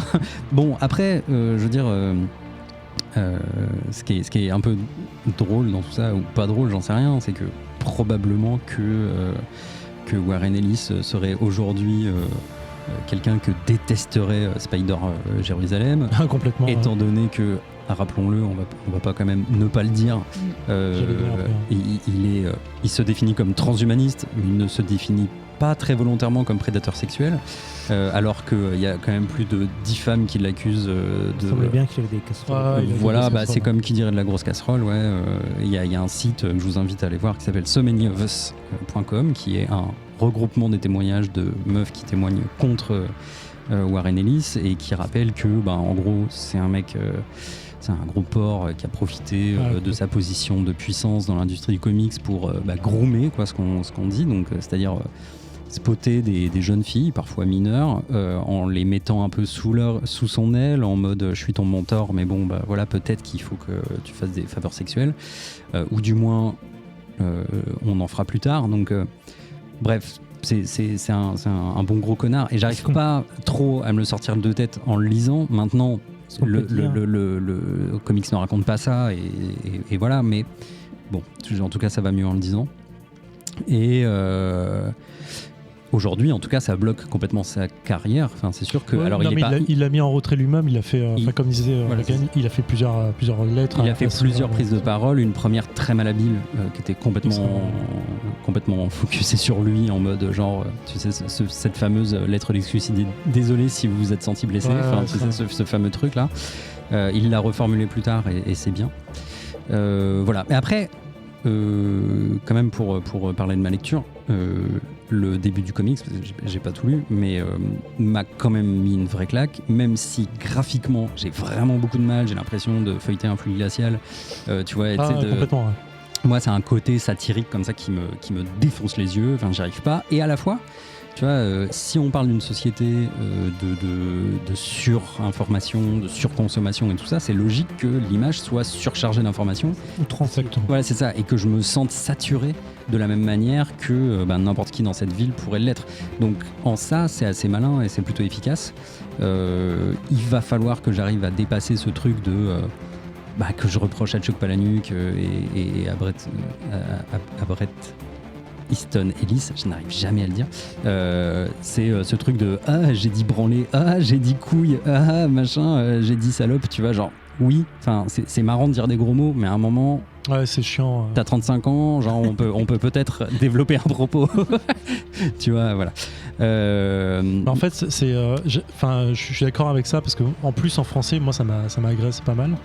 Mais en fait, ce que je trouve intéressant dans ce discours, c'est au moment où ça passe sur du ton sérieux. En fait, tu vois la profondeur du discours qui est amené en fait d'un coup. Et c'est à la fois très maladroit. Quand il écrit ses articles, c'est autre chose. Voilà, quand c'est très maladroit, mais du coup, ça force la narration sur le côté. Quand c'est posé, tu lis mieux en fait. Je trouve que c'est intéressant. Ouais, complètement. Mais voilà, en fait, du coup, moi, mon petit recul, tu vois, je l'ai avec d'autres trucs, je l'ai avec. Bien sûr. Je l'ai même avec Black Mirror, enfin, tu vois, puisque voilà, on en est là. C'est vraiment ce genre de truc, genre. Ça fait réfléchir. JPP, tu vois. Maintenant, je sais que dans le contexte de la sortie de l'époque, c'était probablement un peu mieux. Mais j'ai vachement de mal aussi avec Las Vegas Parano, tu sais, qui est genre exactement ce même truc, genre complètement sous acide. Regardez ces personnages, ils sont crazy. Et moi, ça me. J'avoue que voilà. Mais c'est majeur, de toute évidence. Et je continuerai parce que il y a clairement quelque chose. Et là, t'en entendre parler m'a quand même donné bien envie. Donc, même si Warren Ellis est une grosse merde, j'avais déjà ce livre chez moi. Donc, autant le lire. Est-ce qu'on peut dire que Ellis a mal tourné? Yes. C'est Ennis, c'est pas Ellis. Non, c'est Millard. Non, c'est Garth Ennis et c'est Warren Ellis. Putain, je vais faire voir tout seul. Zef, tu voulais rajouter des choses? Non, effectivement, tout le propos sur l'actuel de Warren Ellis, c'est ça, en fait, ça fait chier. C'est ce genre de truc où tu te dis, t'aimes bien une personne, un auteur, ce qu'il fait ou n'importe qui, et tu vois les casseroles qui sortent, tu te dis merde. Pourquoi lui aussi c'est un gros con, quoi, tu vois, pourquoi lui c'est une grosse merde. Et en fait tu comprends vite que malgré tout le monde va sortir un moment, tout le monde va en avoir une et ça fait chier en fait. Je sais pas quoi dire de ça. Ça fait chier et voilà, son œuvre est bien et ça fait chier, voilà. Ouais. Mais je sais pas quoi en dire d'autre. J'ai pas de bonnes excuses là-dessus. Et malheureusement, à l'époque, il était peut-être déjà pas une bonne personne. Il était déjà pas une bonne personne à l'époque. J'ai pas vu les témoignages, les dates exactement, s'il y en avait de l'époque, mais je pense que malheureusement, c'est pas tombé du jour au lendemain. Du coup, c'était Transmétropolitane. En VF, on le trouve chez Urban. C'est des gros volumes, il y en a 5. Vous pouvez également le trouver d'occasion. Absolument. Si vous voulez et d'occasion, si vous voulez éviter de lui refiler de la thune. Voilà, c'est ça, c'est plutôt une technique. Je crois qu'ils avaient été édités une première fois en France chez Panini à l'époque. Possible. Voilà. Je vends le mien d'ailleurs, 30. Ça sort 30 €. Voilà. Purple Nord. On peut les faire tourner aussi. Genre on se les prête entre nous. Ouais, c'est vrai. Comme ça, c'est encore moins cher. Comme Ellis. Voilà. Exactement. Non. Non. Du coup, c'est fini pour le focus. Et on se retrouve dans un instant avec le Hurley-Bull.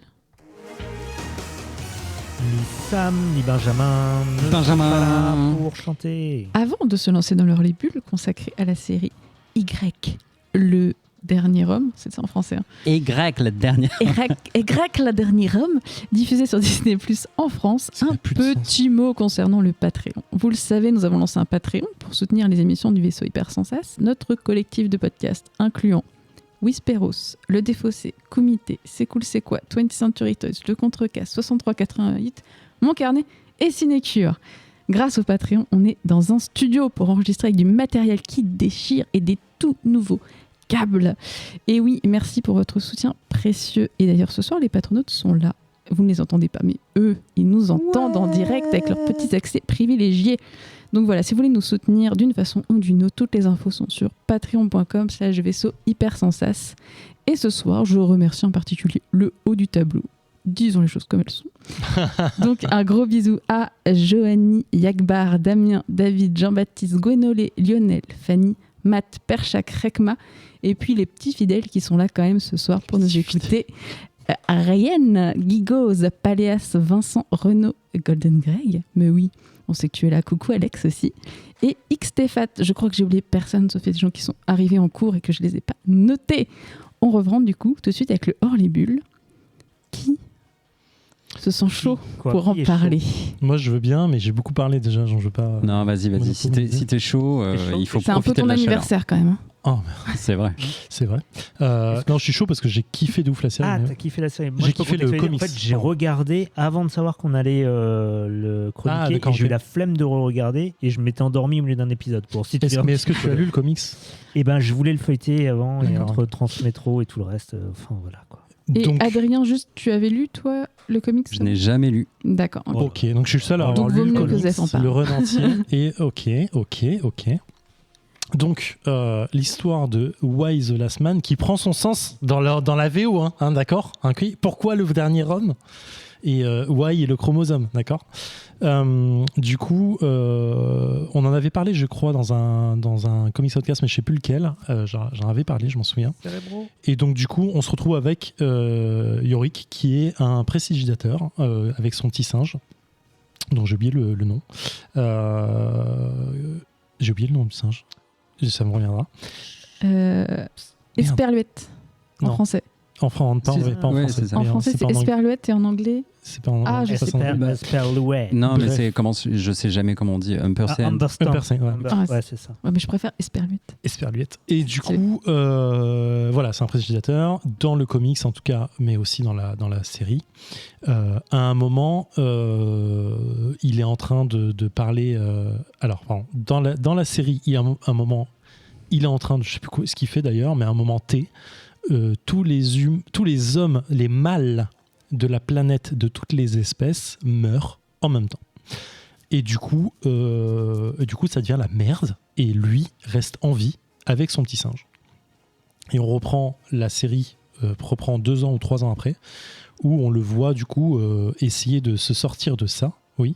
Ah putain, ça se passe 2 ans plus tard. Non, c'est 3 semaines, je crois. 3 semaines Ouais. après. Non, mais parce que Ouais. moi c'est un de mes plus gros griefs, tu vois, sur la série. dans Genre, la il y a des série, moments où je suis là. Ah putain, ça Vraiment fait un là, il bail, s'est passé 3 semaines et vous en Ouais. êtes là. Ouais. Très bien, d'accord, Ouais. d'accord. Ok, d'accord. Alors autant pour moi, parce que j'ai relu le comic ce matin, donc je pensais que c'était fat. Alors 3 semaines après, 3 c'est le semaines plus bordel. tard. Il se trouve que le nouveau président des États-Unis, c'est la mère de Yorick, que sa sœur, la sœur de Yorick qui s'appelle Hero, avant que ce truc de tous les hommes meurent, a tué son amant dans une ambulance. Et du coup, elle s'en veut à mort de ça. Mais en plus, comme le jour d'après, tous les hommes meurent, elle se dit c'est pas grave, YOLO. personne ne saura que Ça j'ai passe tué un mec. crème. C'est trop cool. Un de plus, un de moins. Et du coup, donc on voit les protagonistes qui vont évoluer. À côté de ça, on a d'autres protagonistes évidemment. On va avoir un agent secret sous le nom de 355 Ouais. qui va aider Yorick et sa mère à cacher Yorick et à essayer de l'amener à une généticienne de folie, la seule qui reste en vie, pour essayer de faire quelque chose avec les chromosomes en place. Tout ça dans le secret le plus absolu parce qu'il ne faut pas qu'on sache que c'est le dernier homme. Voilà, j'ai à peu près... Surtout pas le fils de la présidente. Et parce surtout que pas le ça fils de va la présidente, parce que ça pose un éveiller problème. Les complotistes. Oui, voilà, il y a beaucoup de complotistes. Alors, ça, c'est la série. Dans le comics, il y a plein de choses qui se diffèrent, mais on va peut-être pas attaquer ça tout de suite. On va juste peut-être parler de la série dans un premier temps, voir ce qu'on en pense. Et après, je ferai le peu d'éléments que j'ai en tête de différents assez forts sur ça. Je commence par mon avis ou pas? Vas-y. Allez. Shoot. Allez. Alors, j'ai commencé à regarder avant de savoir qu'on allait en parler dans la série, parce que c'est une série que j'attends depuis un sacré moment maintenant. Juillet. Non, plus que ça. Ils ont parlé depuis au moins mai. Environ. Non, mais ça fait même presque plus de 10 ans. Je crois Ouais, que le truc est en- j'allais dire enfin, 5 ans pour être sûr, mais ça fait un moment. en Je tout me cas qu'ils en demande, parlent de- je me demande si on n'en a pas parlé quand on a parlé de Y. Ouais, ils en parlent. Ça m'étonnerait pas qu'on Je crois ait qu'on dit parlait d'un genre, film à l'époque. il y a les droits qui ont été achetés. Ouais. Non, ça fait très longtemps. Et voilà. Et le truc que j'aime bien dans la série, c'est que le singe est très ressemblant. C'est déjà pas mal. C'est déjà bien. Non, en fait, il y a plein de trucs que j'ai pas aimé. Et en vrai, Mais t'as aimé ou t'as pas aimé? Parce que tu viens de J'ai- dire que t'avais aimé. j'ai pas aimé. j'ai pas le aimé la comics, série. ça, tu me Le dis. comics. Ah, le comic. La série, j'ai pas aimé. J'ai continué jusqu'à l'épisode 5 en me disant bon, allez, donnons vraiment sa chance au produit. Vraiment, j'en peux plus. Je vais arrêter là. Ah, t'as pas aimé non plus La série. la série? Il a aimé le comics, mais Mais pas la qu'est-ce que série. t'as Putain, Grégo, qu'est-ce que Il J'ai aimait rien le comics. compris. Le comics, Comment j'ai c'est adoré. l'émission, s'il Le te plaît comics, j'ai adoré. La série, j'ai pas aimé. La série, en fait, je trouve qu'elle a un format télé qui se ressent à mort. dans le découpage des épisodes, dans la réalisation. C'est lent, on sent qu'il tire, qu'il délaye la soupe au maximum pour lui donner un peu un peu plus de fond, quoi, en disant ok, on va tirer au maximum, faire plus d'épisodes possible, alors que si ils avaient suivi le comics au maximum, je pense que la série aurait fait 10 épisodes et c'était très bien. Et ben ça tombe bien, j'ai une bonne nouvelle pour toi. Elle n'est pas renouvelée, donc en fait ça va durer vraiment des épisodes, mais ce sera jamais fini. Non, en fait le problème c'est que son créateur, qui est comment il s'appelle, Brian K. Vaughan, qui est entre autres scénariste et producteur sur des épisodes de Lost. Vous le saviez-vous? Vous le saviez pas, mais c'est le cas. Je l'ai su. Fin de saison 3, le We Have to Go Back Kate, tout ça, machin. Ce qui a relancé la série. Non, mais voilà, j'ai ça comme ça. Lost, toujours une des meilleures séries du monde. En fait, quand il a fait cette série, ce comics, il savait très bien où il allait. Il avait ces 10 épisodes, enfin, ces 10 comics, ces 10 tomes en tête. Il s'est dit, ok, voilà, je finirai comme ça durera pas plus longtemps, et machin. Et du coup, son histoire, elle est construite, elle est carrée, elle est dans un ensemble qui se tient. On aime ou pas à la fin, clairement. Mais voilà, c'est un fait. Moi, j'ai adoré, mais c'est un fait. Mais tout se tient. Et là, dans la série, en fait, il y a plein de trucs qui tiennent plus du tout la route parce qu'ils ont vraiment dévié à mort certains trucs. Et notamment, ce qui me fait le plus chier dans cette série, c'est que Yorick, c'est un putain de loser. Mais alors, putain, il est relou, quoi. Mais il est pas que loser. Mais il est relou, en plus. C'est surtout qu'il est très con. Oui, en fait, oui. parce que moi, le côté loser, je veux dire, ça me plaît. J'aime bien cette idée que s'il devait rester qu'un seul homme, ça serait probablement un loser, statistiquement. Oui. Genre, ça serait pas le meilleur, quoi, vraiment pas. On est beaucoup de losers, tu vois. En vrai, si tu tombes sur The Rock, t'as quand même vachement de chance. Mais c'est vrai qu'en général, c'est plutôt The Rock qui a tendance à survivre. Voilà, c'est ça. Et en fait, non, tu vois, ça serait genre, tu sais, ton oncle un peu bedonnant, là, comme ça, qui est genre... raciste ou Grégo. Non, mais tu vois, il y a quand même vraiment plus de chances que ce soit un mec lambda qui a absolument pas les épaules pour devenir genre la solution pour sauver l'humanité. Donc moi, ça me plaît. Par contre, le fait que ce gros boulet, une fois qu'il le sait, parce que genre, admettons, au début, il le sait pas, au bout d'un moment, il le sait, et après, genre vraiment, il prend les pires décisions possibles tout le temps. Enfin, c'est-à-dire que vraiment, dès que Agent 365 tourne le dos, tiens, je vais aller me balader tout seul, moi, là-bas. Et c'est non-stop, tu vois. Au début, c'est genre un peu... parce que, heureusement, il y a son singe qui s'échappe 3 fois d'affilée. Donc, il est obligé d'aller l'aider.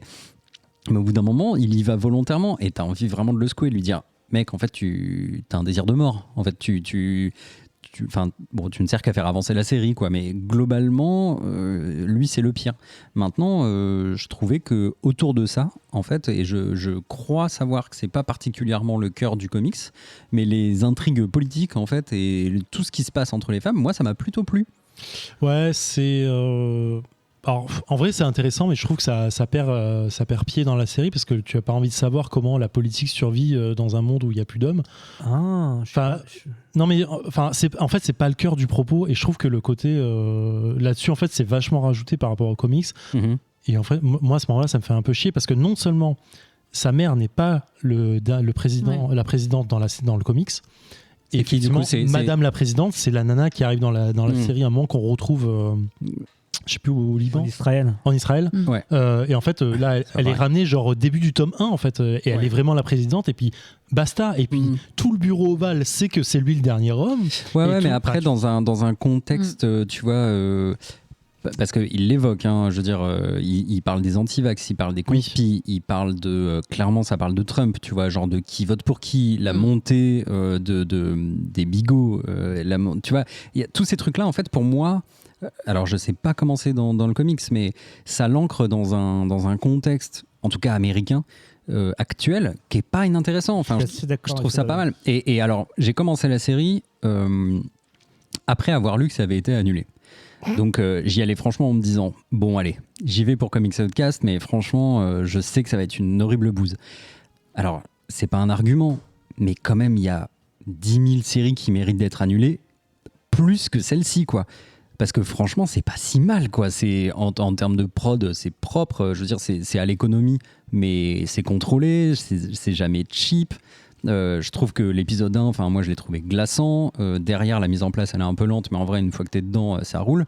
J'ai regardé l'épisode 7. Enfin franchement, je trouve que ça avance et ça marche, et les intrigues politiques, alors qu'ils sont peut-être pas le cœur de la disparition et machin, mais ça marche quoi. Et les acteurs sont plutôt bons. La meuf de Agent 355 est super forte. Enfin, je la trouve vraiment cool quoi, tu vois.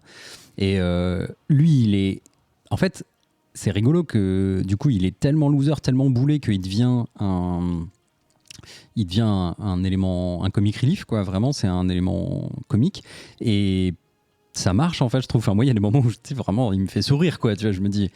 Bon allez, ok, d'accord, t'es vraiment un gros boulet, mais c'est un peu rigolo. Et ouais, je sais pas, je passe pas un mauvais moment quoi devant le truc, si ce n'est que c'est censé se passer 3 semaines après le cataclysme et que de toute évidence, genre il y a des meufs qui ont déjà inventé des rituels à base de genre venez, on se met à poil et puis on tourne en rond, on tourne un caillou en chantant des reprises de Karma Police. Genre non les meufs, je pense qu'en 3 semaines vous avez pas eu le temps de se dire ça vous dit on fait ça, ouais, attends on essaye ce soir une fois. Et puis après on pourrait le refaire, mais genre on rajoute des bougies. Ouais, ok, d'accord. Vraiment, enfin, au bout de 3 semaines, leur truc il est quand même vachement au point. Alors, mais à coup pas, le comics c'est 2 mois après. Mais tu prends le truc dans la série, je suis quasiment sûr que c'est 3 semaines. Ouais, je crois qu'ils disent 3 semaines à un moment. Je vais te dire pourquoi. Parce que comme tu dis, Adrien, moi il y a beaucoup de il y a les aspects que tu pointes là, pour moi je les ai trouvés intéressants justement. C'est quoi demain une société de meufs quoi, enfin sans hommes pour amener tout ce qu'on amène de mal aussi, dans tous les sens du terme. C'est la première fois que je ne veux pas faire un jeu de mots dans Comics Podcast et je le fais malgré moi. Cela dit, donc, ce qui m'a gêné, c'est que j'ai pas réussi à me projeter dans ce monde-là parce que, excuse-moi, mais si demain on meurt tous, 3 semaines après, t'as pas les rues dégueulasses avec des cadavres dedans et toutes les voitures carambolées, avec les rues désertes, des appartements vides, etc. quoi. Enfin, la vie. Pas en 3 semaines. En 3 semaines, ni en rien du tout quoi. La vie continue pour la moitié de la population. Non mais il y a plein de trucs où c'est vraiment, ça passe très très vite, mais effectivement si les animaux genre ne peuvent plus se reproduire non plus, tu vois, en vrai tout s'écroule très très très très vite. En fait, donc ça se tient, tu vois. En fait, et t'as tout un concept aussi. Je sais plus si c'est dit dans la série, mais en fait il y a plein de postes entre guillemets qui sont importants pour les structures de la société. Oui, où ils disent en fait c'était que des hommes qui étaient en place en fait. Ouais, genre dans les centrales, etc. L'énergie, les pilotes d'avion, les trucs comme ça. En fait, dans le comics, à un moment il le dit parce que dans le comics, la femme, la meuf de Yorick, elle est en Australie en fait. Et lui il dit je vais prendre un avion et je vais aller en Australie. Et t'as une meuf qui lui répond mais tu crois qu'il y avait combien de pilotes femmes au moment où il y a eu le truc quoi, genre, et le peu qu'il y avait était déjà dans les airs. Enfin tu vois genre. Du coup t'as énormément de crash et t'as plus de matériel ni pilote. Ok, parce qu'en fait moi c'est un peu ce qui m'a gêné, c'était l'aspect post-apocalyptique. Clairement qui m'a rappelé genre Walking Dead au début, de ce genre de choses, et pour moi c'était un post demi-apocalypse quoi, littéralement. Ouais mais en fait non, je pense que c'est vraiment pire quoi. Mais ou alors peut-être qu'ils l'ont pas assez explicité parce que maintenant en effet c'est vrai qu'il y a les aspects reproductabilité des animaux etc que j'avais pas saisi, que je et du coup c'est vrai que les hommes, enfin, l'humanité a une chance du coup incroyable d'éventuellement avoir des banques de sperme ou d'éventuellement, tu vois, enfin ce que n'ont pas les animaux. C'est vrai. Je ne pense pas qu'il y ait de banques de sperme d'escargots par exemple. Mais dites-moi si je me trompe. Je sais pas, une sorte d'arche de Noé. Je crois que ça avait été... ça doit exister. Je crois qu'il y a des études là-dessus. Est-ce que tu crois qu'il y a genre des gens qui sont payés pour branler des escargots? Non, mais une forge d'arche de Noé. D'arche de Noé à sperme. De cellules ou un truc comme ça. En tout cas. J'aimerais que ce soit le titre de l'épisode si possible. Anyway. Arche de Noé à sperme? Non. Oui. C'est chaud pour le référencement. J'avoue, c'est chaud. Le truc que je regrette... dans le comics, on le ressent, je trouve, moins que dans la série.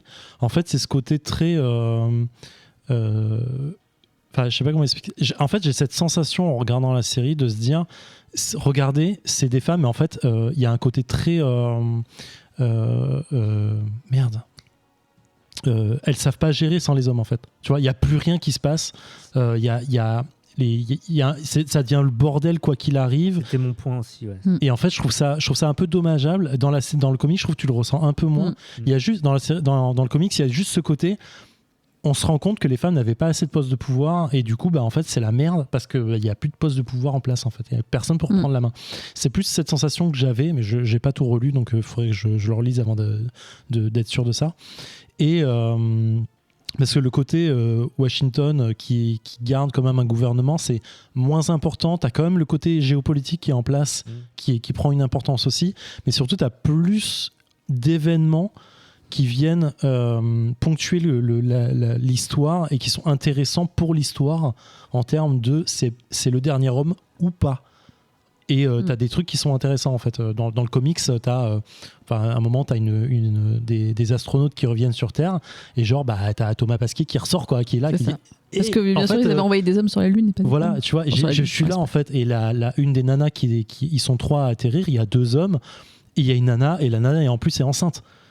Tu vois, tu dis La ok, base. et tu vois le truc dans le comic, ça relance un peu le truc en disant c'est peut-être pas le problème. En fait, il y avait Thomas Pesquet depuis le début. Genre, mon gars, il va falloir que tu baisses de ouf. C'est Pasquier, pas Pasquier. Merci Regan.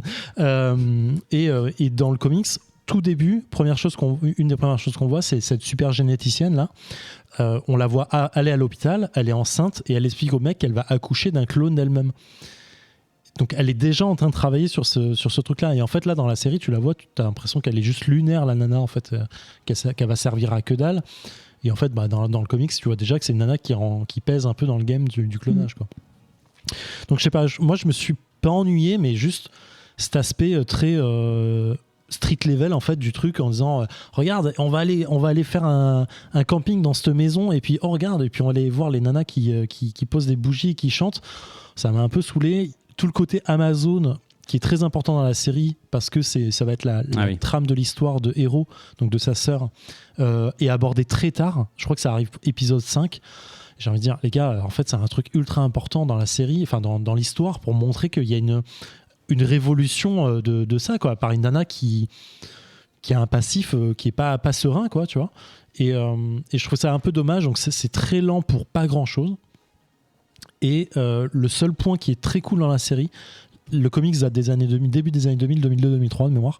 Il y a je dis ça parce qu'il y a Geekos qui me dit je te conseille de continuer.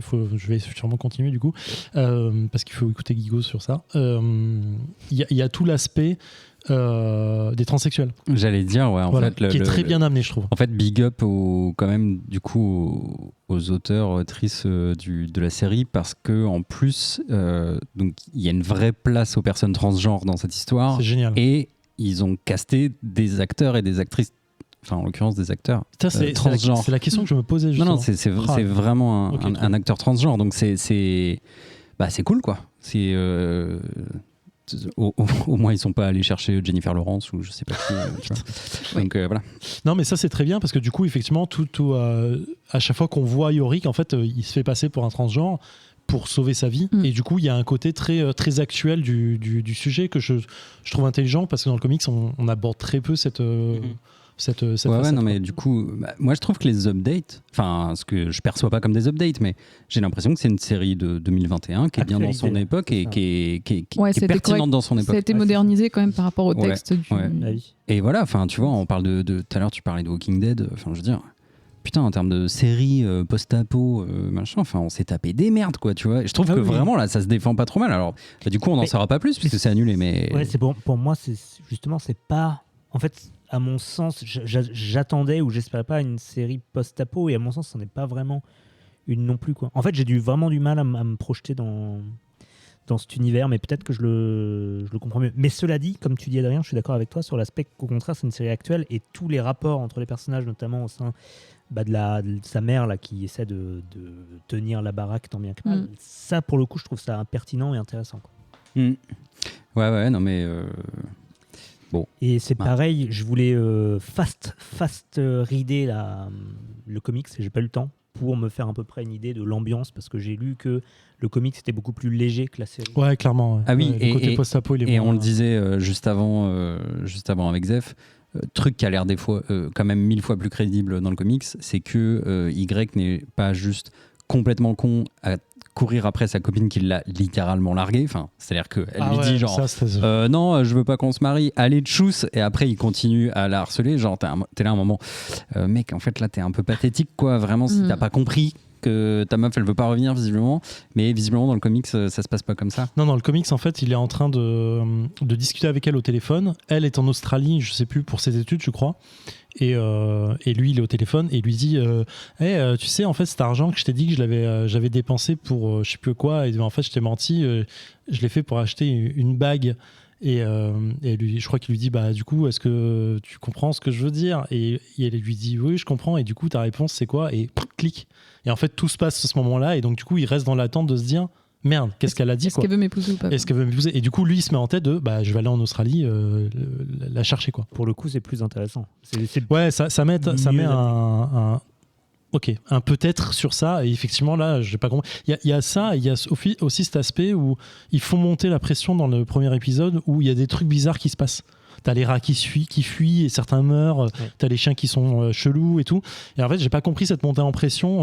Enfin moi je la trouve mal faite, parce qu'en fait tu sens qu'il va enfin moi j'aurais préféré un truc on finit l'épisode en disant ah bah tiens tout le monde est mort. Et what? Et en fait, c'est ça qui est dans le comic, c'est ultra bien fait. Je trouve que c'est presque cinématographique. T'as vraiment la mise en case qui est bien faite, je trouve. Et voilà. Et en plus, visuellement, le comics, il fait très années 80-90 dans le dessin. Il est assez lumineux. Les couleurs sont assez cool. Il fait moins série post-apo qu'il y a dans la. Enfin, tu vois. Pas gritty, quoi. Non, effectivement. Et du coup, c'est intéressant. Et Yori qui est un peu moins con. Je trouve qu'il a un peu con, mais un peu moins.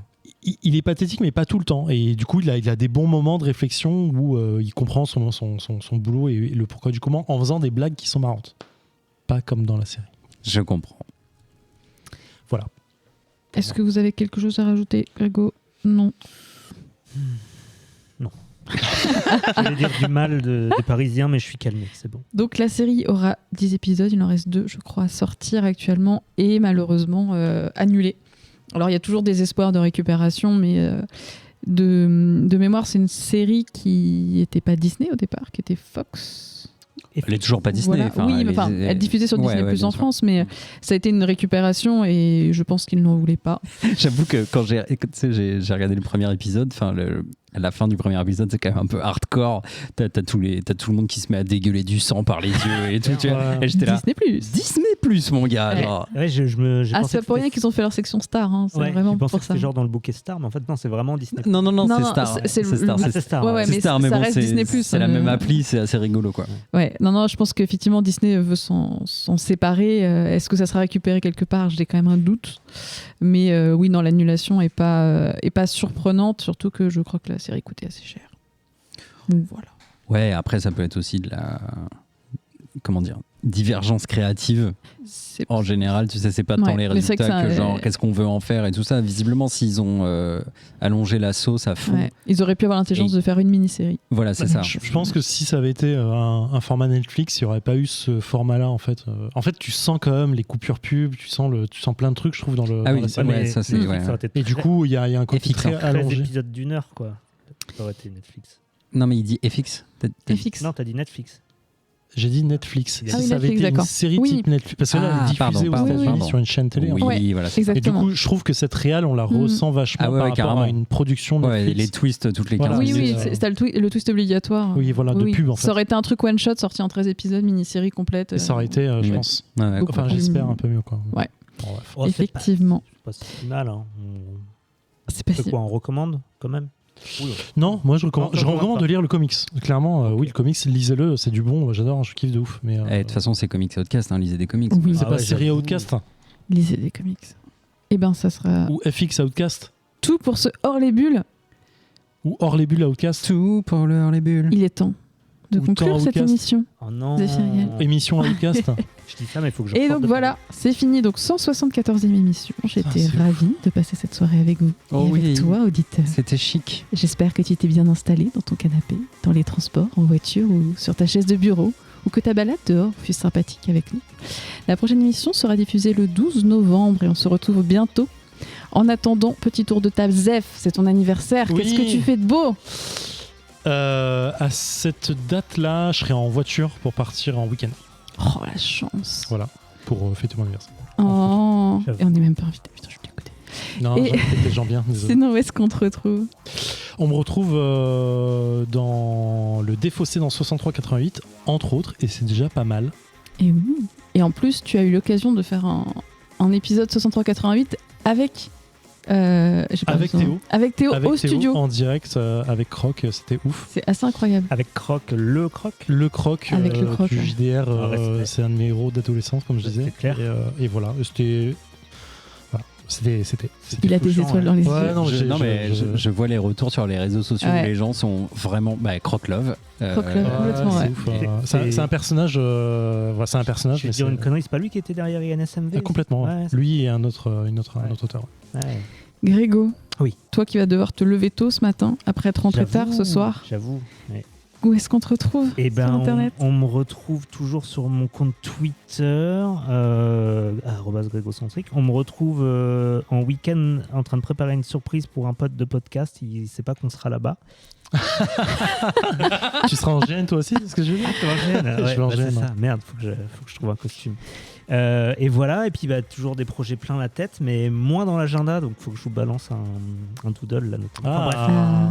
la dernière fois j'ai accusé Lulu, je pense qu'elle s'est sentie attaquée, mais c'était pas à cause d'elle, c'était à cause de moi. Au fond. Merci Quoi Grégo. J'ai pas entendu, j'ai pas compris.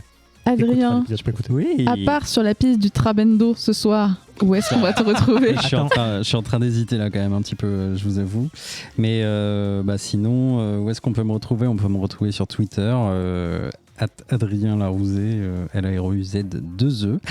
Et puis, on peut me retrouver également, je sais pas, là par exemple, je viens d'annoncer... attends, quand est-ce que ça sort? Non, j'aurais pas annoncé le 4e. Ce teaser. Je viens d'annoncer Quatrième quoi un jeu vidéo qui s'appelle To Hell with the Ugly, qui est une adaptation de Boris Vian et On tuera tous les affreux pour PC. Voilà, on vient de l'annoncer sur Steam. Vous pouvez aller jouer à la démo qui est toujours accessible à l'heure où je parle. Et voilà, et d'ailleurs vous pouvez peut-être remonter dans un Comics Outcast il y a très longtemps où en début on me dit qu'est-ce que tu lis en ce moment, et je dis oh bah, je lis du Boris Vian. Voilà, vous pouvez pour les fans hardcore du Cérébro, vous pouvez aller chercher ça. Et voilà, et bientôt un autre jeu annoncé d'ailleurs, donc surveillez les réseaux. Donc, 4 jeux à sortir en 2022. 4 jeux en 2022. Je pense qu'on ne le verra pas. C'est ça, il est possible que je sois un peu occupé. Un petit peu occupé. Indispo. Indispo. Et ben voilà, et ben merci. Moi, on me retrouve toujours sur l'internet, @Nivrae, sur Netflixers quand je suis pas sur Comics Podcast. Et je vous remercie tous d'avoir été là ce soir. Oh, merci à Je toi. vous souhaite Merci à toi, une Nivrae. Merci à toi. bonne soirée Ah, Très merci. sympa. et à dans 2 semaines. Tu À dans représentes 2 quand avec ta voix de miel J'ai là failli te chanter Happy Birthday to You, Non. Mr. President, Non, tu non, sais, non, ça m'aurait avec la gêné. voix de Marilyn, Ça mais je me m'aurait suis dit gêné, c'est un ça petit m'aurait peu, gêné. un Ça petit m'aurait- peu ça too m'aurait much. J'ai mal à l'aise, surtout en début d'émission. Ouais, non, clairement. Surtout en connaissant la relation entre les deux à l'époque. Ouais, c'était un peu Comment ils tendu. ont fini Oups. Au début, je me disais, Mort. oh, ça ferait cool en blague de dépôt. Je fais, ouais, non. Non. Beaucoup de gens de l'époque sont morts d'ailleurs. Oui. Beaucoup de... Ce sont des choses qui Ouais, arrivent. ils ont juste pas été drogués à mort et un avec une balle à la tête. Petite blague de fin, non? Qu'est-ce que j'avais Tiens, Élise qui a mal tourné, ça c'est fait. Ça c'est pas mal. Ouais. Est-ce que je vous ai dit j'avais un autre podcast, enfin une chronique dans un autre podcast, label de podcast qui s'appelle Proxy Jeux, qui parle Ouais. de jeux de société. Et du Toi, coup, tu et as fait une chronique? je fais une chronique. Bah, je suis adhérent là-bas maintenant. Je fais une trahison à VHS. Et, Ça va parce que t'es euh, président. Hein. Et du coup, je fais une chronique pour des jeux solo. Et vous savez comment je l'ai appelé? Attends, je peux deviner? Vas-y. Des jeux solo. Moi, je. Non. Ah, ça aurait été bien, mais ça Oh. existait déjà, je crois. Solo. Pas loin. Solan. Non. Solo Monde. Pas non. Anne Solo. Ah putain, elle aurait été bien. Non. Bruno Solo. Ah, ça aurait été cool. C'est, Attends, ouais, c'est un rapport avec l'onanisme? Non. Presque. Presque. Bah, branlette. Branlette intellectuelle. J'avais compris avec le nanisme. Et du coup, genre, bah, branlette alors. Et là, vraiment, j'y étais. Non, soliloque. Voilà. Oh Ah, je vais trouvais ça devoir mignon, chercher je la trouvais ça définition. Je rappelais ça Solioles. Non, ça va pas. Celui-là, Après, il est mort, Z2E là. On a tué Z2E. Ah putain. c'est une... Soliloque. C'est une... qu'on appelle ça Soliloque, c'est le fait de parler à soi-même. C'est de soliloquer, c'est de se parler à soi-même. Voilà. C'est parfait. Comme je parle tout seul à moi-même dans l'émission, enfin dans la chronique, voilà. C'est parfait. Tu as compris ou pas? Mm. Tu vois